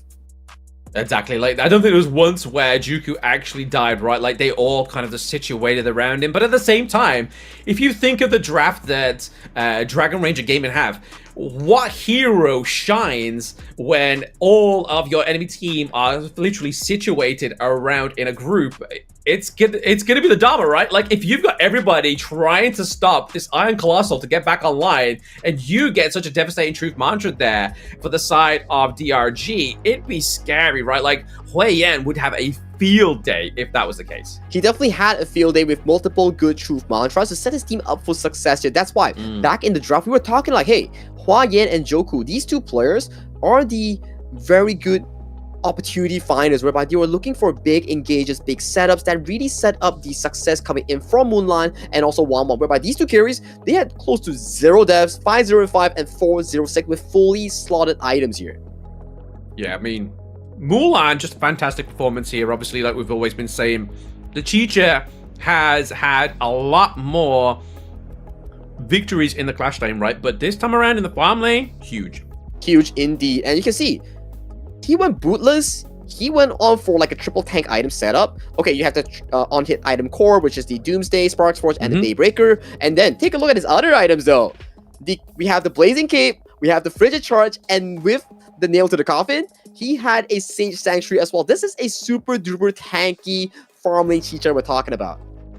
Oh, absolutely. I mean, I feel like it was all changed towards obviously the latter part of the draft, the itemization, sorry. Because obviously we noted the Doomsday, the Daybreaker, as well as the Sparkforged Dagger. But especially how prevalent both the Chicha, Wanwan, as well on the Yao, as well as Suli were always in the front line, right? So I feel like having those tanky items, having that Frigid Charge is definitely going to be the means of that kind of like a trio of a spearhead for the side of DRG. Yep, and we can see the Spearhead as well coming in towards this draft. So you can see the kill participation coming in for this game. It was really darn consistent coming from both of these two Clash laners here, but it's down to those late game moments where Ching is all alone in those team fights, fighting 1v4, whereby you're Byron, you're flashing Storm Strike, you have no way to come out of those team fights. Yeah, I mean, it always seemed to be the way as well, right? Like, if DRG was forcing, like, a 4v1 onto Ching's Byron, like, they were still doing other objectives, right? Like, somebody would always be elsewhere on the map, making sure they're getting a T1, making sure they're kind of taking away more resources from the side of Talent Gaming. It's kind of like Talent Gaming was using the bait, but actually got baited themselves. Yep, the bait got baited themselves. Very well said there. And Joku leading that roamer role against Joy, where he has what? A very clean game, 0-0-11, and he is the MVP for this game number 2 here. Masterclass performance on that Sulia here. He had every single moment in his sleeves. No, he's gotta be MVP, right? Like, the fact that like the whole team fight was situated around this guy. If DRG didn't get the initiation they wanted for Juku, they wouldn't have gone. They wouldn't have committed that team fight. But because he was able to set up such fantastic team fights here, such great engages, just meant that every team fight was going to be in DRG's favor. It was all in DRG's favor with a 0-0-11 on Joku with that Sulia and 32% damage tanked. You know for a fact that he was up in front, soaking all these damages and starting all these team fights here. But this is one of those few fights that he really found a marker on towards Joy. Look at the Flash ultimate, immediately silencing this Dunshan from any escape route. Yeah, it was scary, right? Definitely that first blood coming onto the board here for DRG was definitely kind of already a hallmark for game number 2 already. But the biggest hallmark was definitely these initiations from Juku, no doubt. Like, that was the kind of like, if somebody told me to describe this game number 2, I'd just say Suli. That's it. Just Juku and Sulia. He had a phenomenal game number 2 here. Let's check out his POV, right? This is one of those most important fights at the 10th minute mark, where you can see he was solo-handedly finding all these moments, especially onto the most important one during the 10th minute mark. If Sunrise were to fall, there's no smite, there's no continuous damage coming in, and that's all the story for this game number 2. Yeah, no smite, no contestation of those neutral objectives, which just meant that Dragon Ranger Gaming were just able to go full fast. I mean, look at this, man. Like, honestly, just so much passion. So, obviously, very vocal were the shot call-ins. Obviously, we hope to get to hear some of the comms very soon between, obviously, DRG, because I can imagine they are pretty chaotic in their natural sounds, but at the same time, there's going to be a lot of shot calling, a lot of basically like, hey, go in, let's get this. And we are going to get that blessing. We're going to hear DRG's mics from game number 2. 他偷就偷就给他，偷就给他。摸，可以摸了。行，我中了不行不要了，中了不行不要了。我进哪去了？我进哪去了？那只能你自己。哎，这波狗没上，我能顶狗。接药。我前面上，过来，可以打进去。我会打进去吧。操！三段，曹操跟我讲。曹操，我死了。曹操来一下。吵死了。对他打你们的，北京慢慢打，来龙打。狗没打，第一时间狗没打。别急，有铲，他没铲，你别怕。有铲，我有铲。直接过去是吧？他狗不在了，我看着踢了，兄弟。别急，等我。来，我没有，出来，有没有 ？OK， 慢慢打，给他踩个灯，追狗。你们没过，狂点人闪，赶紧，先把龙绕了。各位啊，来，死了，中打包了，可以保。红区有 C 0，来约上，来上给亚勋，过来，我有复活亚勋，我跟你们讲，OK， 过来给我，黄天乐，上路可以，别给他清那么出。来，过来，你没了。蹲山，别怕，别往后退。我在看，蹲山，兄弟。哎，两个，吵。慢打。哎，狂点人闪，接一下，黄点，滚了，赶紧。狂点。注意踩灯，下一步我没做。吸过血，有红去吸血，继续打。我能点。往前顶一下呗。我来。长位上。蹲山。蹲山，长位上没一。踹了。蹲山，狂点。滚了。来，快点！长没上，曹操，我在，曹操。补杀吗？有吗，兄弟？没有了，跑了。该杀了，能杀吗？杀了，漂亮，下一把。哇，我就知道这是药，非常的有效果。Actually, a much more consistent voice check coming in for the side of the comms, for the side of DRG, right? Whereby it's actually very clean compared to maybe the other teams, whereby all the information is like stacked up against each other, whereby a very simple conclusion of that is actually Joku being the one to really call out those team fights with the side of Hua Yan, also mentioning that he can also go for those multi-man mantras, and the target selection usually falls on towards Mulan to really say that who he wants to be going for, because he's the marksman, he's the farming on that Chicha, and then Dian is the setup that we talk about here. So it's a lot of information trading between can we look for towers, and where are we rotating to for the next objective. Exactly, that's what they need to do, right? Like, especially the way they played in game number 2 and even game number 1, like, it was very sort of concise, it was very decisive, so there's always has to be a bit of a driving force here within those comms, and you could tell there, obviously, that at the same time, obviously, we heard a very vocal Mulan. He was just basically telling his teammates on who he wants to pick off, right? Like, who can I go for once I'm in the thick of it? And it really shows why you kind of got that kind of tankier sort of itemization towards the end, so that once he's in there, he can choose who he wants to go for, right? Because if you don't have those tank items, you're not going to last as long and not have that privilege and air about you to be able to decide who you want to take down. That's why itemization is so darn important here. Building according to the situation is exactly what Mulan actually did. The reason there was also the Blazing Cape is actually to counter out Sunrise on those crazy healing moments, along with that Byron on the hands of Chink here. So very smart itemization thus far coming in from Mulan on that Chicha. Yeah, exactly. We needed the anti-heal coming through, and it had to be on one of the heroes and one of the players that was always going to be diving into those team fights, right? Like, there's no point giving the anti-heal over to something like the cap boom and heavily relying on that. You kind of want to be making sure you're hindering that anti-heal before even cap boom's pokes come through. Exactly the case here. So for that game number 2, it was once again a very dominating win coming in from the side of DRG. Right now, it's 2-0 in favor of Dragon Ranger Gaming, TTG. They are under pressure right now. One more loss will put them into a 0-3 series point for their opponents.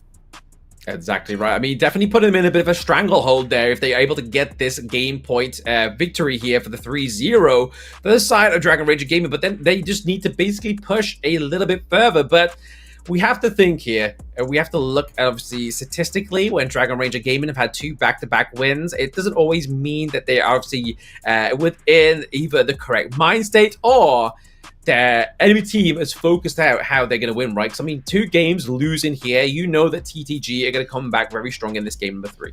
Especially when we're talking about Coach Jota coming in for Talent Gaming. He's one of the most strategic coaches coming in for the KPL entire history, right? So for him, he will definitely have something up under his sleeve to really put Talent Gaming back onto the board. But problem is right now, is Talent Gaming in the correct mindset and mental point? Because so far, losing 2 games back to back in the similar fashion might sting you pretty hard going to game number 3. It might sting you pretty hard going into game number 3, but it might be what you needed, right? I mean, if you're definitely going to get hit twice, you want to get hit in the same place, so then you can know what to block in the 3rd jab. So maybe here for the side of TTG, they know how to catch that block, they know what's coming, they are going to come back in this BP of game number 3. So, I mean, If we look at DRG though, and in terms of obviously expensive picks for the past 2 games, they've had quite expensive picks, right? Obviously, picks like the Sully seems to be very expensive in terms of obviously what we were talking about in the draft of game number 2, where the Rome seem to be more of a prio here, especially whilst we're in that global ban pick. But obviously going into the blind draft, it's a little bit of a different story. Exactly the case here, Blam, and Joku has been one of those key members coming in for Dragon Ranger Gaming to find those success stories for his teams. His disengages has been super duper consistent on that Lianpo in game 1 and that Sule on that game number 2. So if you're DRG, putting focus on your Rome in the 3rd or 4th game will be something that you need to be putting focus on for either of these teams.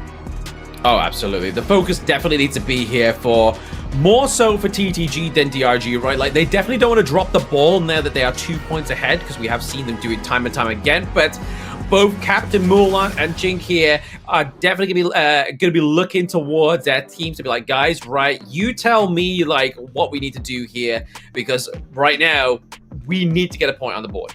The fans want this series to go long, especially if you're a Talent Gaming fan. You've been following their story. Not the best of spring. Going into ACL, they tore up a storm there to upset every single team with their growth, and then claiming the KWC spot, and then forcing 7 games with AG at that KWC finals here. So their story has been phenomenal here, but this is not where they stop. They need to find a way to come back into the series, whereby it is due to the pick and bans, whereby it's due to the mental game. They need to come back.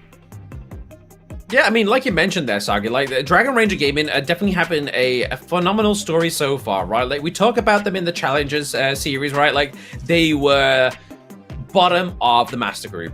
They go in to the breakout group, the only team today playing that actually had to play in the breakout group, went to a full best of 7 against Edward Gaming, and then they made their way into the knockout stage where they 4-2 Wolves, which again, another great top team within the Master Group. And then they obviously take a bit of an L there from Weibo Gaming. Weibo Gaming were able to slap them down to the lower bracket with that 4-2 victory there. But now, Dragon Ranger Gaming are back in that second win within that lower bracket. They're looking to take down another top team within that Master Group. But we're getting into the BP of game number 3 here, ladies and gentlemen. The Sully being banned out here for the side of Dragon Ranger Gaming. They do not want to let that sucker slip onto the side of Talent Gaming. It's an expensive pick that we talk about here, and props to Joku, he does make it work here. But back to basics here, back-to-back games, we see Haya being a removal coming in from TTG's draft, so it will be locked away just like that Fatih, being locked away from the hands of Huayan or Wanwan in that top jungle. Yeah, taking that off from YN or 1-1. I mean, we've been seeing some dominant performances here from 1-1 already, right? Like, he has not slowed down the pace, right? Like, is he going to go for another assassin jungler like we've already been seeing from the Yao, from the Jing? But they're looking to lock in the Ali here for the side of Dragon Ranger Gaming. Is this now the time for Sunrise to pick out something like the Jing, or maybe even something like the Mai Shiranui here to be a counter here for the side of Talent Gaming? But no, the Conqueror is going to come through. He will definitely need to be picking something that either outscales the early or look to win that early in lane here. But I like the approach here coming in for Talent Gaming. They're drafting a lot of front lines here, so that will put a bit of a pressure for the side of Mulan on that early here. But still, there are options for that early Diadea combo for the side of DRG. There is, right? They could go for the Diadea, or I think they potentially go for a little bit more of a front-line approach here with the Zhongfei. Again, obviously, great Unbridled Outburst. Really upsets the pace here of a good team fight from the enemy team. I like the Halo here coming in from the hands of DN here. So for Joy on that roam, you have the Kongonger, you have so much clones, and this Halo with those Scepter of Fates, that's gonna be stacking on towards the damage department against that Kongonger. Yeah, I mean, Haino generally thrives at anything that has ads, anything that has kind of like extra little bits to them, like a Gudo, like the Kongonger, like the Milady as well, right? So same effects. The Scepters of Fate definitely going to do a lot of pain here for the side of Dragon Ranger Gaming, but right now, we're looking at trying to get Meltdown, the Angela here, because we do obviously already have one big tank here onto the side of Dragon Ranger Gaming, so maybe they're going to look to kind of flesh this out with more frontline. And this Angela pick has been one of the surprise picks so far coming into the entire KPL Grand Finals playoffs, whereby we've seen teams picking the Angela to really melt down single tanks, or it is also a pretty good Hano counter, because once he goes in with that ultimate, you can immediately burst him in one single combo here. But TTG, they learn from the mistakes here. They're starting to put more focus on towards Ching in that clash lane. Yeah, giving Ching over this Charlotte here is obviously just going to give him a little bit more late game assurance here, but the Gulier for the side of Snowy as well is definitely going to be an interesting matchup here for the side of Talent Gaming, right? But right now, Dragon Ranger Gaming, they're going to go for another Assassin Jungle. We're going to get that Fade come through here for 1-1, and we're going to get YN's Byron. I like the idea of the Fade here, but Fade's early game is pretty darn weak before that level 4 mark here, so that does open up a lot of avenue for Sunrise on that Ogren to continuously attack the jungle, steal away the camps, build that monstrous off elite to pull Talent Gaming back in this game tree here. But it is in the end, same word that we used back in Game 1 and Game 2, it boils down to execution. Yeah, execution is a big one, right? But at the same time, we're going to get Crane on the Suya as well, right? Obviously, great damage reduction potential here for that mage. And obviously, given over that sanctification, potentially to either Sunrise or Snowy here. Exactly, right? You can either pick between the jungle, Ogren, or Snowy on that Gulia that we talk about here. So options are up and available, especially when we talk about Crane. On that Zilia, your spells do hit pretty hard, especially in reducing the armor and magic resist coming in from your opponents. Exactly. It's going to be a little bit of a difficult one, like you said, here for Talent Gaming in terms of execution. But if they do get the execution down, then maybe this will be the first point onto the board here for the boys over on Talent Gaming. But Dragon Ranger Gaming, man, they definitely have a decent comp, right? Like they have the Zhang Fei. They have such a strong front line. They have that kind of like way into the enemy team, right? So they have YN on the Byron, able to get those storm strikes, able to have that sustainability like we saw from Ching in game number 2. For this game alone, Dragon Ranger Gaming, they need to survive the early game. That has been the test being set up for TTG in Game 1 and Game 2, which they didn't really do that well here. But the story has been flipped here. If DRG fails that early game, things will look ugly super quickly and go in favor of Talent Gaming's draft, because Talent Gaming, they want to ride on that Ogren's early game, destroy the jungle, force out the discomfort on that Fade. Yeah, Fade being punished in the early game could spell disaster here for the side of Dragon Ranger Gaming, but we can only imagine with 2 games under their belt, they are going to be pretty much hyped going into this game number 3, right? Like, yes, if that Fade is not contested, what's a good thing about the Fade is the fact that you have that Hardened Jade Seal, right? Like, if you get basically effectively a double smite, so if anyone tries to steal away a jungle camp, if anyone tries to steal away a neutral objective, it's going to be super duper difficult here with that Fade. Well, that is still down to the game content between these two teams here, as draft has been finalized here between these two teams. I am eagerly looking to see how DRG plays on the reactive defensive side. Right now, they don't really have a super strong early game composition. They rely on a few things, whereby Wan needs to get himself going on that Fade. Multiple items are needed, and then another resource-heavy hero we're talking about is Mulan on that early here. These two heroes, if they do fall behind, that allows for the side of TTG to put this series to a 1-2 comfort. But these are the draft for your to share.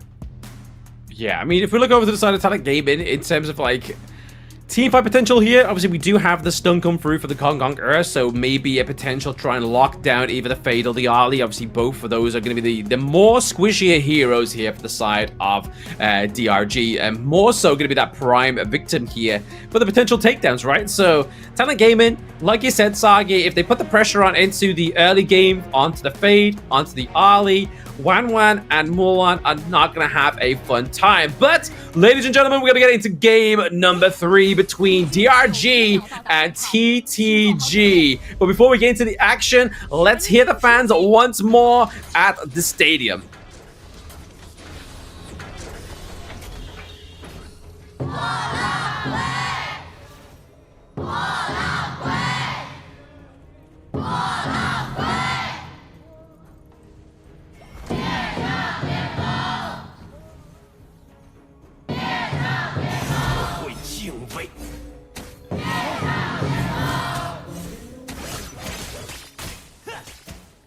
And this is the early game setup here coming in for side of Talon Gaming. They're rushing the jungle clear for side of 1-1 to forbid Sunrise in entering a weak Fate's early game here. So this is a pretty decent strat to really elevate that pressure that we talk about in that jungle 1v1.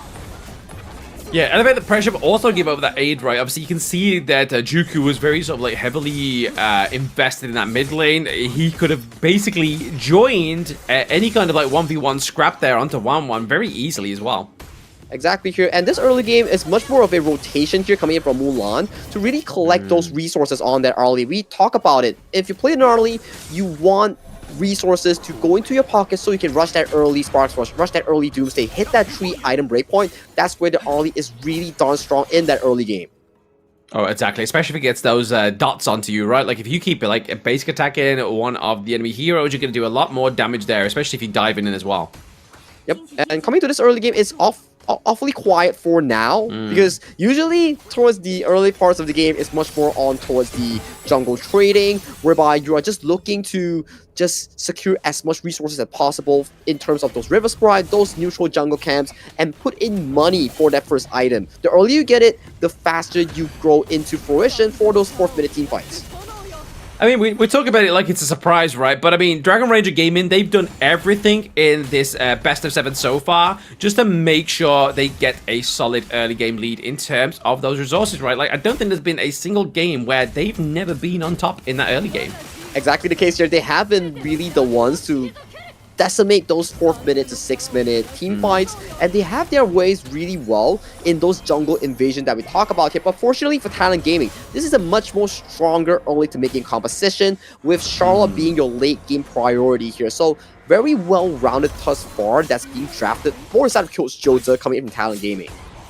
Yeah, I mean, I don't think like a mid-game victory is going to be very easy here for the side of DRG, right? Like they can do it if they really have the opportunity here by punishing Sunrise on the Orgrim maybe. But you can already see here, Crane knows that it's kind of like, hey, we need to make sure we're protecting Sunrise because he's going to be our raid boss in this early game. Yep, the raid boss will be setting the tone for that early game here, but a bit of a gold lead is in favor coming in for the side of Mulan and also Wanwan, which is the 2 members during the pick and best that we talk about. You need these 2 members to get themselves going, get those money in the bags, get those 3 items. That's where Dragon Ranger Gaming will start to look even better in those team fights. But for now, Talon Gaming, with those superior picks in the early game, they look much more consistent thus far. They look very consistent so far, but at the same time, anything can happen in a drop of the hat, right? Like, we've been seeing from time and time again within this series alone that anything is going to be a consolation prize here for either Dragon Ranger Gaming, but as soon as they get something, they turn it into basically their win condition. Yep, that has been the story so far coming in for Dragon Ranger Gaming here. So, for Talon Gaming, have they really conquered their fears? Have they really went back to check on the tapes? What do they need to do better coming in towards this game? Because if you don't really fix up your mistakes, you could just potentially book your flight back into your nation. You are right, Sagi. Definitely, you got to make sure you come on top of everything here, right? But I mean, we did see here Sunrise tries to contest the Crimson Golem, but doesn't actually get anything just yet. But maybe a kill could be coming through here. The Scepter Fate Rewind comes through for the Hano here, so Dian's able to get back into safe hands. But can they contest this? Oh, imagine if the Scepter of Fate stole that one. That would have been huge here for the side of Dragon Ranger. We can see the early game prowess coming in from Sunrise on that Augur. There is no consistent damage coming in from Dragon Ranger Gaming to really take him down. They were throwing everything. The kitchen sink, the unbridled outburst, all the damage was not even enough to lower Sunrise below that 40% HP bar. But Chengyar looking to chase down Wanwan on that Fate here, but superior mobility coming in from that Fate does allow him to get towards safety. Yeah, I mean, that's a scary thought, right? Like, the fact that everybody's committing everything onto Sunrise at this early and still not be able to take him down. Imagine when he's got a few items, right? Like, you are really hoping here that you are Dragon Ranger Gaming and you are building and scaling a lot faster than Sunrise's Ogryn. And you can see pressure has started here. But Wanwan here, finding a bit of an invade here, does get spotted out by Joy on that Conqueror here, has to back away towards safety. Yeah, I feel like Joy's got to be very proactive on his feet, right? He's got to get that intel. He's got to make sure that Azure Golem, that Crimson Golem is always going over to Sunrise and they never lose it. Exactly. But so far, we take a look towards the gold department here. 1-1 is hitting his markers here, being the richest in the game with 4.4k on a jungle assassin. Exactly what you want to be seeing here. But jungle invasion coming through for South Talent Gaming on this Crimson Golem. Yeah, they're going to try again, go for a take onto the Crimson, but it's not going to actually happen here. 1-1's able to get that takedown there, but at the same time, bit of a scrap going on. We see 1-1 looking pretty low, but into the back line, it's going to be YN. He gets a takedown onto Crane, but can they take some more here for TTG? Can they make it an even trade? And the answer is no. Man, that's got a sting coming in from Talent Gaming. They initiated the invade. They lose out the Crimson Golem. It still went into his hands of 1-1. And then they lose out their mid laner, Crane, on that Zia in this exchange. And that is horrible news here coming in for Talent Gaming. Yeah, it's not the space you want to be in, right? Especially when you're down 2 points already. You've lost the thirst, blood for the third time in a row within this best of 7. So now, TTG, they did have a slow kind of stranglehold onto Dragon Ranger Gaming like for the first 6 minutes, but now it looks like Dragon Ranger are looking to just break out their chains. Dragon Ranger Gaming, they have all it takes to really push this game to a game number 3. The superior mental advantage due to the fact that they already win out their game 1 and game 2, they are starting to put a lot of pressure here. The entire script for this mid game has been flipped into DRG's favor. Flips are being scripted and turrets are being taken down for the side of Dragon Ranger Gaming right now. That T1 down to the bot side, definitely going to put up a lot of pressure onto Snowy, onto the Guya. Not going to quite have that safe space that he needs to kind of farm up and get himself onto the gorge. But at the same time, you have to go over to Juku again, man. Like, he, again, is always kind of checking these very important brushes. He's always going head first to make sure that none of the squishier members onto the side of DRG take too much of a beating. He has been very consistent here, but a fight does break through here between both teams here as Raging Standstorm does land onto multiple targets here. But the first to fall will be Joy on that Kong Kong, or yet another play being committed by Talent Gaming with them losing out their roamer this time. Losing out Joy on the Kong Konger means that they're not going to have that feint of hand, right? They're not going to have that stun that's going to be very important to try and get the lockdown onto Mulan or 1-1 right now, but it's going to be a little bit of a safe calling, right? Like, just kind of take it back a step here if you are Talent Gaming and just like, right, okay, yes, we lost Joy, but there's so much more we can still do here. There's so much more to play for in this mid to late game. You can see the fight being started off with the contention over the Crimson Golem here. It does fall into the hands of 1-1 once again, and then Joy were to go in, but Joy gets taken down. You can see the frustration on towards the coaching staff. They know the players are under pressure in this game 3.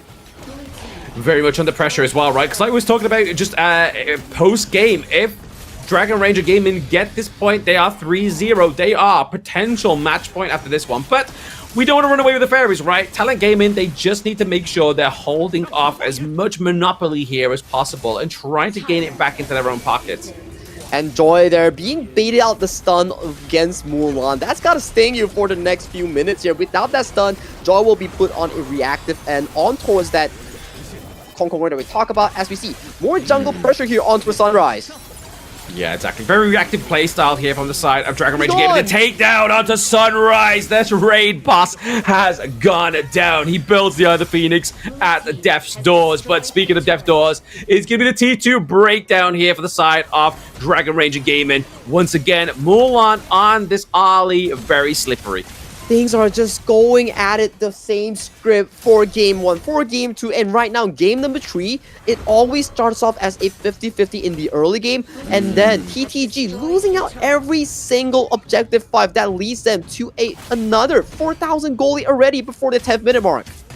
Before 10-minute mark, I mean, that's where it's going to get scary, right? Like a 4K goal lead around this point in the game means so much to these teams, right? But what means even more are the shadow neutral objectives. Wow.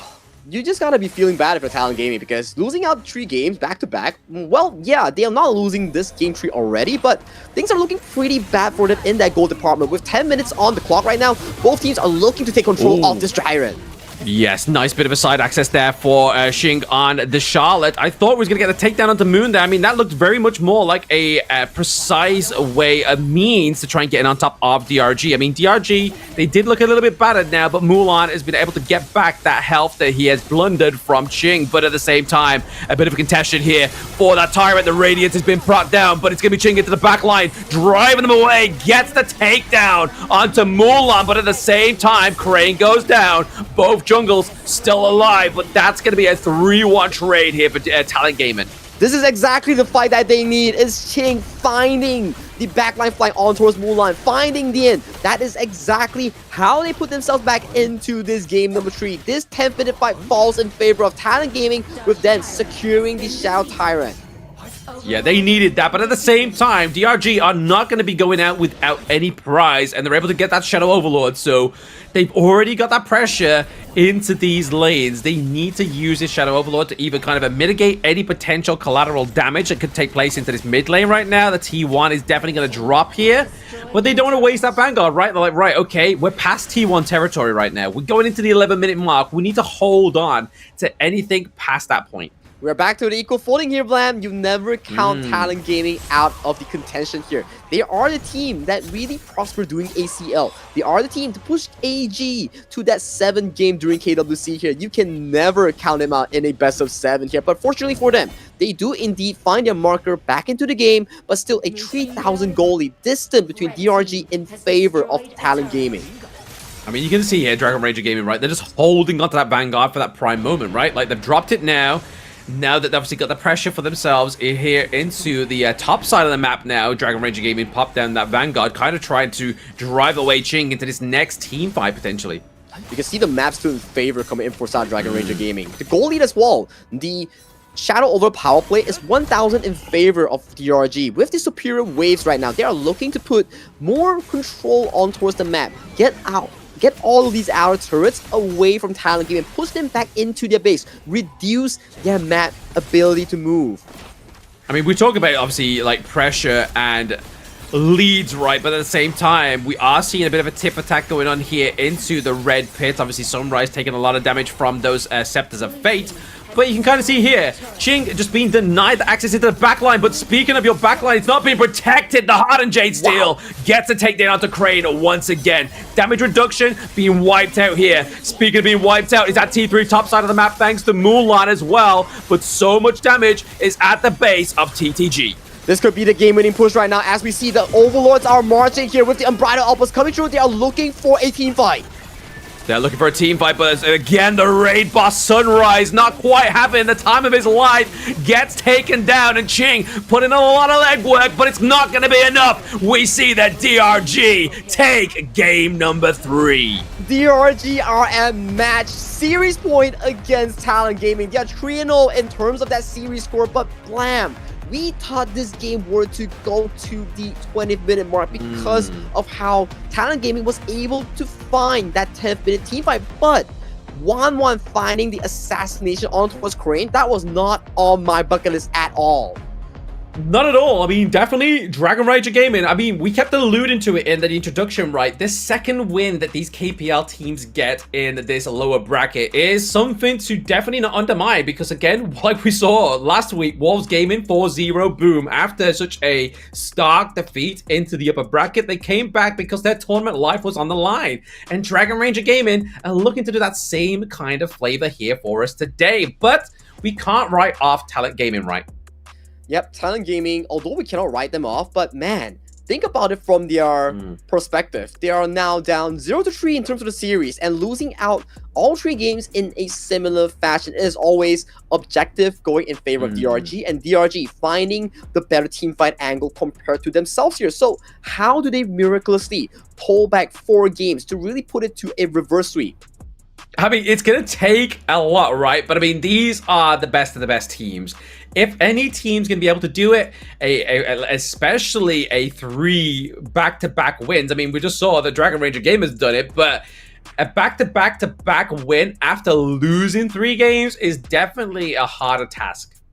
It will be a very hard task, especially losing the way that we just mentioned. But man, today's TTG's form is not what we exactly expected compared to their performance against AG last week, whereby they were so consistent and they were challenging AG every game until the Tempest Dragon. I believe we had like what, back-to-back Tempest Dragon games during the series between TTG and AG. But today, coming to this series, where has that TTG been? Where's the TTG been? Where's the Tempest Dragon been? Because we've not yet to have that Tempest Dragon onto the Gorge, right? But like we go back to the point of obviously trying to win another 3 games back-to-back. And another big factor of that will be the fact that we've had the global ban pick, right? Like, we now have 15 heroes per team that have been taken off of the Gorge. And some of them have been quite expensive, like the Konger in that last game, and Orgrin as well. Yeah, Konger, Orgrin, Byron, and also the likes of the Geya being removed from the poll from the side of TTG here. So you're losing out a lot of these picks here, and bear in mind, global ban pick, just like what Bland mentioned, you are removed of 15 heroes on each side here. So that will just stack up going into game number 4 later on. But let's check out the scoreboard on what exactly went down, because I gotta say, 1-1 and Huayan was having a field day on that top jungle. They were. I mean, they love this kind of like eccentric playstyle, right? Like, they love to go for that Clash Jungle core gameplay that we've been seeing here for Dragon Ranger Gaming for the past, what, 3 games now. But Talent Gaming have not been able to check it, right? Like, it seems to be something that they're struggling on to be like, right, okay, so we have to play 50-50 on the map. So half of us on one side, half of us on the other side. But no matter where they're situated, it doesn't seem that Talent Gaming seem to get the undertows and the throwing that they need here, right? Like, we saw a Hail Mary play from Ching, right? That Charlotte play seemed like it was going to bring back that second win, but it just, unfortunately, just knocked out the sails of Talent Gaming. And it all ended with one very good pickup coming in from 1-1. He assassinated that Crane, the Zilia, before the high ground push. And that really allowed that Vanguard to just march in and force them to take that team fight. And bear in mind, if that Vanguard is in the same lane as you, you get 10% damage reduction against the enemy. So how does Talent Gaming even fight them? Exactly. They definitely have to kind of like dismantle them, right? But when you see Dragon Ranger Gaming coming at you, there don't seem to be a disconjointed team, right? Like, there's always like 4 men running towards you, and then you got the likes of YN on the Byron just waiting in the wings, right? Like, he made one mistake, and that one mistake made the fact that Jing was able to get on top of Moonland. But after that point in the game, you saw that YN was just like, you know what? I'm sitting at the back of the team fight. I'm going to deny the access of Jing here back onto that Moonland.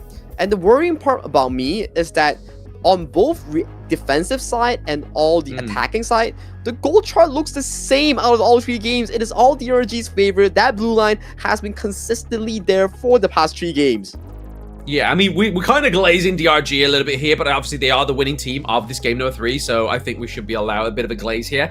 But DRG, within their side picks, they're playing on the blue side where they've only had a 50% win rate. Now, within this series against TTG, they're on a 100% win rate on the blue side, right? So they are looking very strong on this side, and TTG, maybe they need to take away the blue side. Maybe they need the blue buff.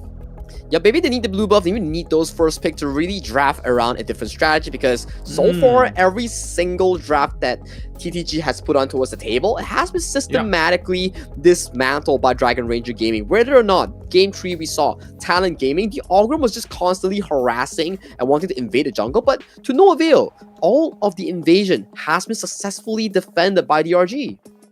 It has. I mean, I think it's down to, obviously, the fact that 1-1's rotations have been absolutely fantastic. His access into the backline with every game has been phenomenal. No death run on the fade means that 1-1 gets MVP once again. I believe this is like his 12th MVP for the whole of the 2025 KPL Grand Finals. Yep, and this is also his 2nd MVP of this series, if I'm not mistaken. He has had a phenomenal game so far on towards the fade. Without his signature, I mean, his like key timing catch on towards Crane Zilia, this game could have gone very much longer compared to what we saw on the screen just now. Oh, absolutely. You're going to see it again in the highlights that this is quite a young, very expressive player on these assassin junglers. And they don't seem to be respecting him in the bans, right? Like, we've had Fade come through, we've had Yao, we've had Jing. He still has his Luna and his Pei. He has so much of these picks up and available, but these are the early game jungle invasion that we talk about. All these buffs fell in favor of 1-1's pockets here, and every time it has been initiated by Sunrise, it all went in favor of DRG, and the moment that DRG is up and available, they enter your jungle and they just casually pick up Sunrise on that Ogryn.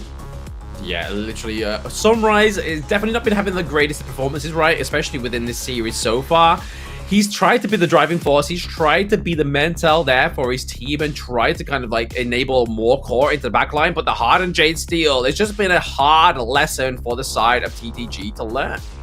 And this is that really key catch that led the game to a finale here coming in from DRG. Without that catch, really, this game could have went like, what, 5 minutes further into the timer, right? But with that catch, that forces TTG to fight to even like survive in this game tree, which to no avail.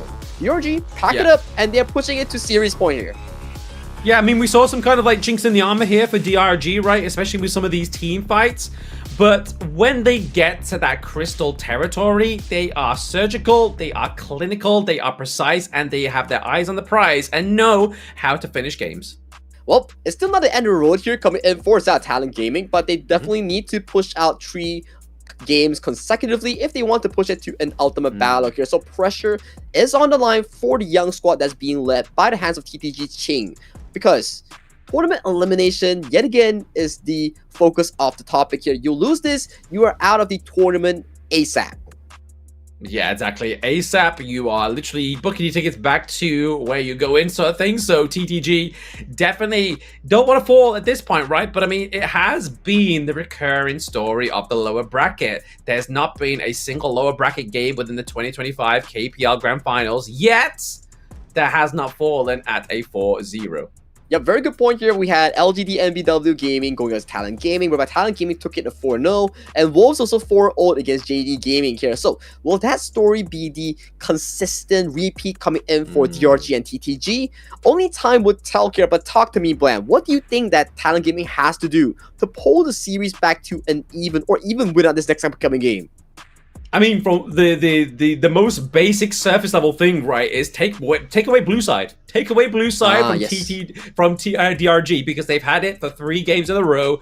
I mean, we were looking at it, was like, oh, in the first game, it was like they've only got 50% win rate, but at the same time, that's a game of Honor of Kings, right? 50% literally begins at that BP. So maybe here for the side of DRG, they need to be taken over to the red side. They need to get taken away that prior blue pick. But I suppose it then goes down to TTG, like, who do they prio blue pick for their team, right? Like, they've already had such great expensive picks in terms of the support role, which we've been seeing quite some time. Obviously, Dunshan's been picked up. I think the only hero they haven't picked up yet that's been so devastating so far within this best of 7 has been that Suli, but now the fact that DRG's picked up the Suli, they're not going to allow that through in the first part of the batting phase. No way.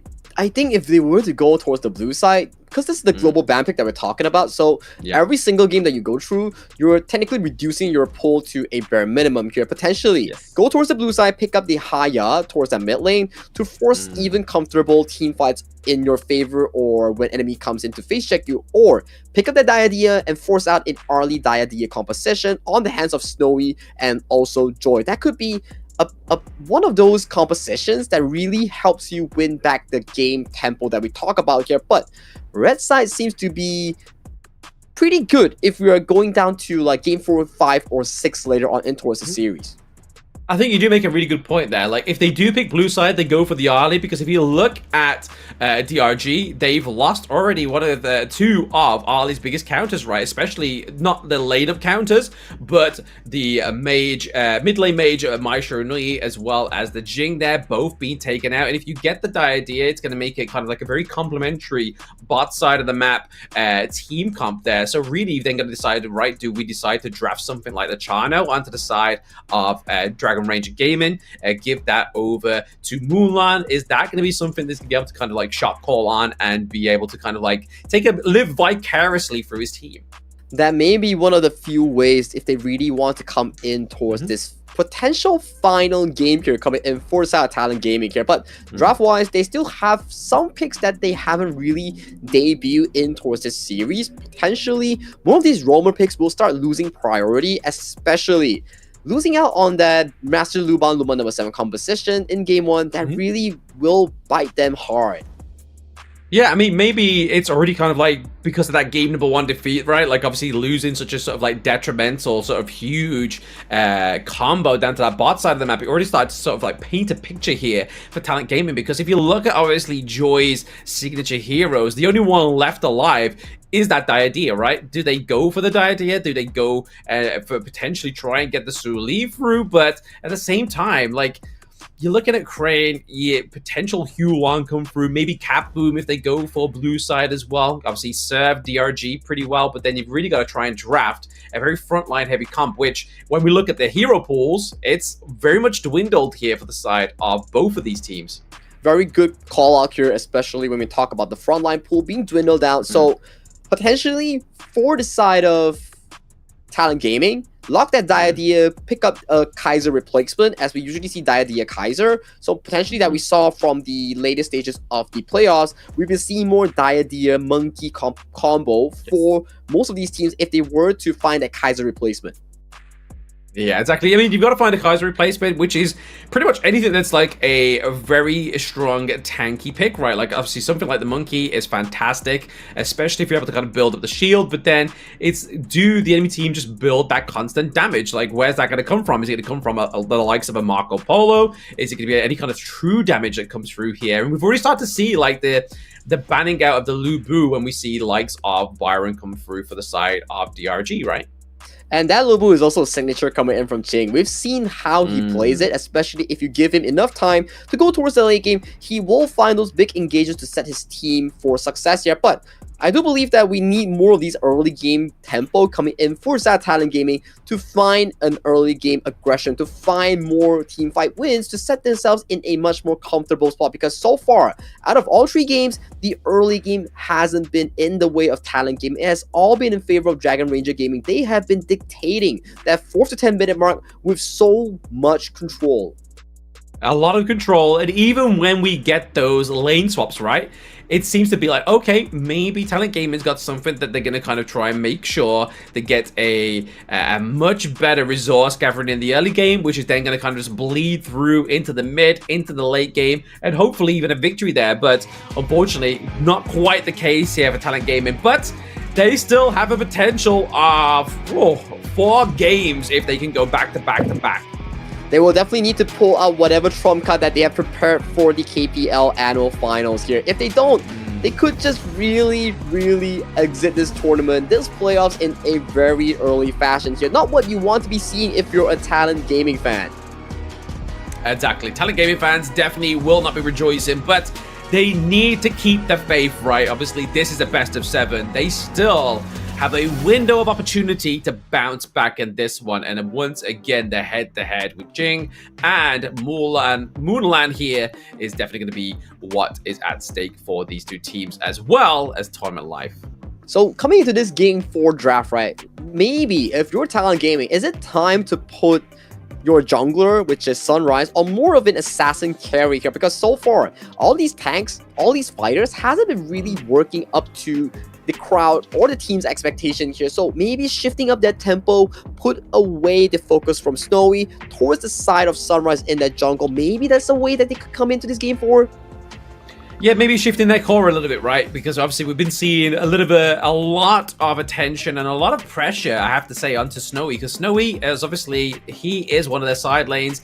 He is generally one of their carry potential players here. Quite a young player, hoping to obviously put a bit of a claim to his name here. But at the same time, it's just not been working for the side of Talent Gaming. And it has to be down to the overall effect that Dragon Ranger Gaming has been having in this early game.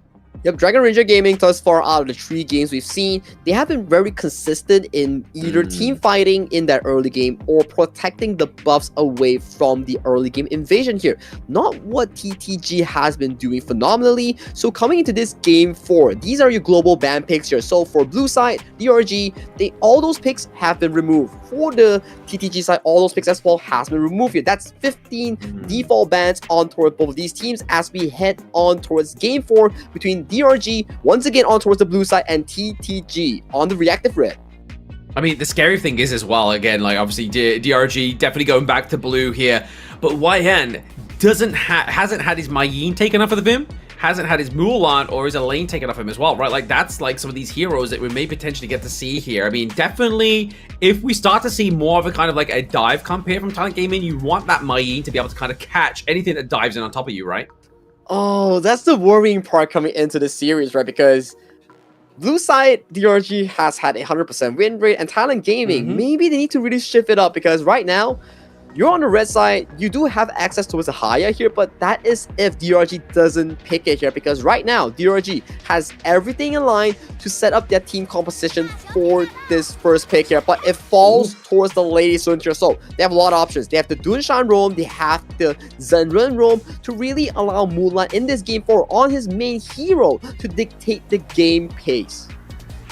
Maybe picking in the Lady Sun here is going to be a little bit of a 4D chess, right? Maybe try and force them to go for the Chenren so they don't kind of, they kind of force over like that kind of predicament here for the side of DRG. But no, it's going to be Mulan getting his Lady Sun, one of his main heroes here. But counter picks here, so coming through, obviously we do have the Cat Boom, we have the Yang Jian, so does that mean we're going to get that Dolia Yang Jian Compro? I'm a bit worried for side TTG because they could potentially be countered by a Haya. We've seen the Haya being the consistent counter towards that Yang Jian, and it has been here. It will be once again another main hero being locked in for DRG's roam here. This is another consistent combination here. The Lady Sun Zenren towards that farm lane centric lineup for the side of Dragon Ranger Gaming.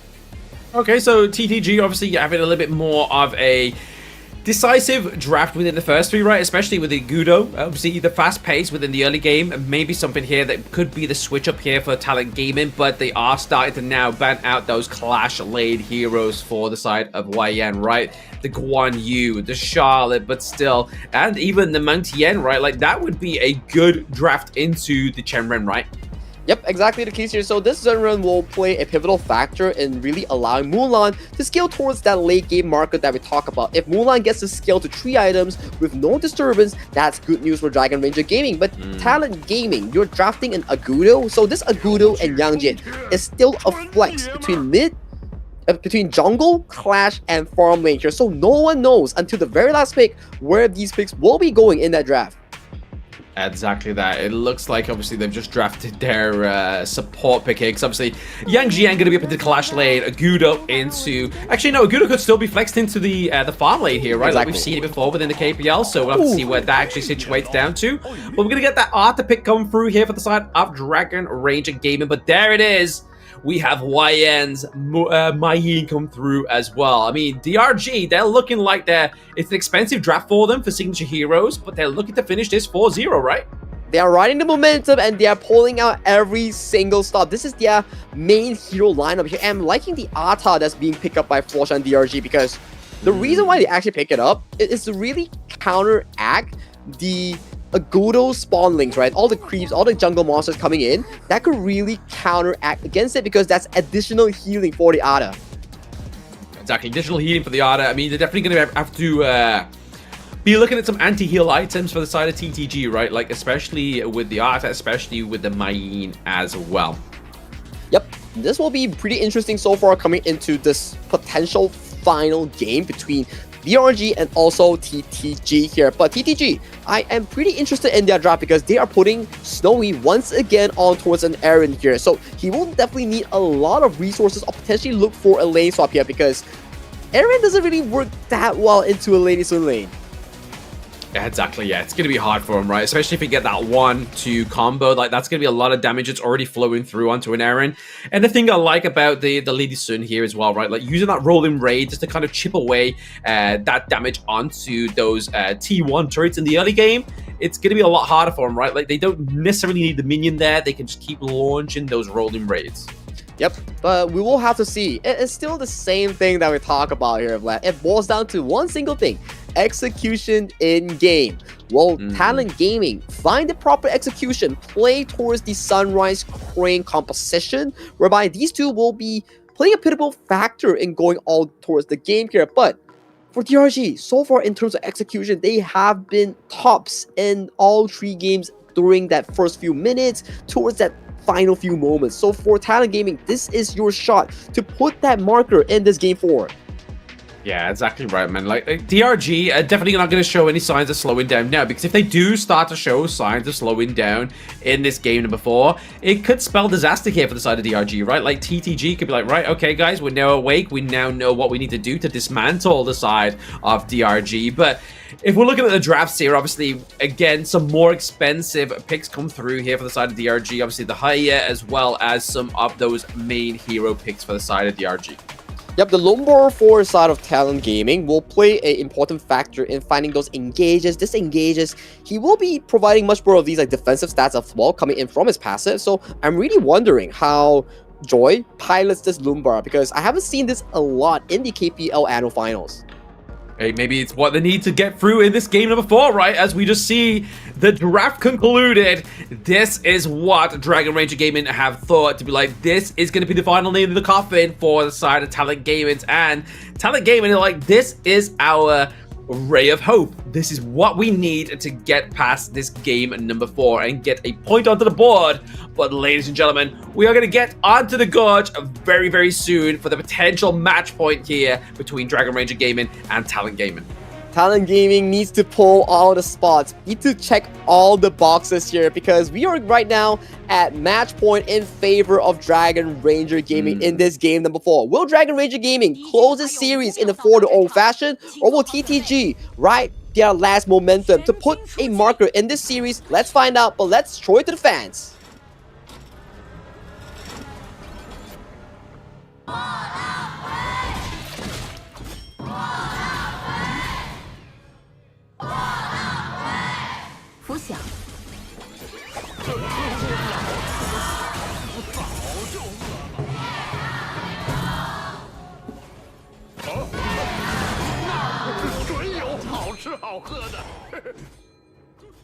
Right, so we are into this game now. Right now, obviously, we've seen just a little bit of a level 1 dive here for the side of DRG, taking away that Crimson Golem already. So maybe trying to funnel this through, but maybe a bit of a trade here, right? Obviously, they are going to try and go for it here for the side of TTG. Were they able to get it? Oh, they don't get the Crimson Golem. Oh, no. And now we see Mulan get the first blood onto Sunrise, onto Joy. You are feeding too much resource to a Lady Sun right now. It's an absolute massacre coming in for the side of Talent Gaming. They lose 2 kills, they lose the Crimson, and right now they lose the Azure. It is a 0 buff start coming in from Sunrise. How do they come back from this?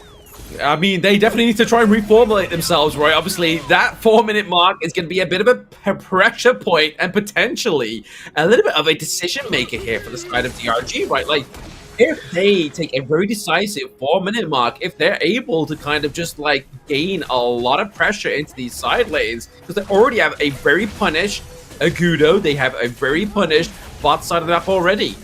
Well, like, where was the smite coming in from the side of Sunrise? He missed it, and he didn't get the last hit, and he just got caught out by Hua Yan coming in for the rotation here. And then the ladies are just picking up 2 casual kills in towards this early game. You can see the coaching staff in the disbelief on this exactly happening.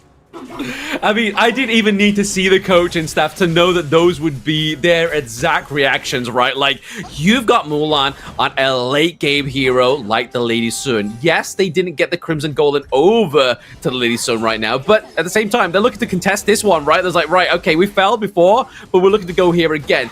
Bit of a tit for tat into the enemy jungle right now.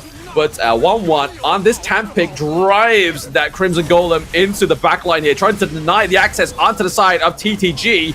Can they get it here? They are able to just get a little bit of a splinter team fight, forcing the flash out here from Joy. But the rolling raid, the ultimate shell, comes through, claims Joy, and looking to claim a little bit more blood here is going to be Jing going down top side of the map. But they do get a kill on towards Mulan. A bit of a constellation kill, but you still lose out the buffs. You still lose out all these objectives coming in for the side of Talon Gaming here. 1-1 out of the entire chaos. He's back at it again, thanks to Juku's ultimate coming in from that zone run. Yeah, I mean, we talk about, obviously, for the majority of the series, we've talked about the gold lead going over to, like, one of the teams at around about a 6-minute mark. Sagi, tell me what the gold lead is right now before the 4-minute mark. That's almost a 2,400 goalie in favor of DRG. Usually we see this, it's post 8 minutes coming in for the tournament norm, especially between DRG and Talon Gaming. But due to the fact of that early game, it was a buffless start, 2 kills going in for DRG. That is exactly why we're seeing such a big goalie being pulled between 2 teams. I mean, it's already going to be a scary start as well, right? Like, if we can start to see Mulan just maybe just before the 4-minute mark, or if just a little bit after, get that first T3 item. There it is, the Eternity Blade, just as the 4-minute mark came online. It's going to be hard here. Obviously, there's going to be a lot of focus onto that backline of DRG, right? But so far here, you can see Qing putting a lot of pressure on towards Hua Yan here. So in terms of that first rotation, it will look to be Qing getting that first move here. But due to the fact that the Tyrant has already been started here, they will have to give it over towards the side of DRG in this early exchange. Yeah, DRG definitely having to have a very strong early game, right? I mean, they're definitely just trying to surmise that pressure down to the bot side of the map because it's already been created here from that effortless 2 kills already from the side of DRG. But TTG looking to try and get this trade top side. Is this going to be the saving grace they need? Shenron into the backline here. They do get the experimental catch as well. Still have that ultimate if they really need to. The takedown of Tesori is going to be very scary here for the side of Talon Gaming. And everywhere is under pressure here. You're losing Kryn, you're losing Snowy, and now you lose Sunrise, and you're about to lose that mid-tier 1 tower here. Everything is just going out of Talon Gaming's hand. Going to a 4-0 finish, going at it for Talon Gaming to exit this tournament at the lower bracket quarterfinals. Yeah, it's looking hard, right? Like, Talon Gaming, they have definitely been pushed to their limits, right? This is a very clear early game advantage here for the side of Dragon Ranger Gaming. And to lose this early game advantage, if you are Talon Gaming, I mean, it would definitely spell a huge comeback, but Sunrise get hit with the whatevers, he's going to be down for the count again. I mean, Sunrise has been taking too many batterings here. Okay, let's hold it down a bit. Let's talk about the potential comeback potential here. I know it's minor, but we need to see whether Talon Gaming has a shot coming back into this game because you might just see like Joy, Crane, or Qing finding those miraculous engage. I know it's not possible, but maybe those are the comeback factors here. But that's if they can actually invade or defend against this crazy tanky of a 1-1 Ata. Yeah, they are definitely scared here for this 1-1 Ata at the same time. I mean, he's been playing Assassins all game, but he's been playing this very poetically as well with this brutal takedown of Qing and Joy once again. And they don't lose a single member onto the side of Dragon Ranger Gaming. They are formulating a very strong mid-game. Like, they had a strong early game. It's a snowball effect right now, right? Like, we have to, obviously, like you said, Sagi, focus on the potential of Talon Gaming coming back in this one. Like you said, it's a very slim window of opportunity, but if there's 1%, there's a chance, right? Especially before the 10-minute mark.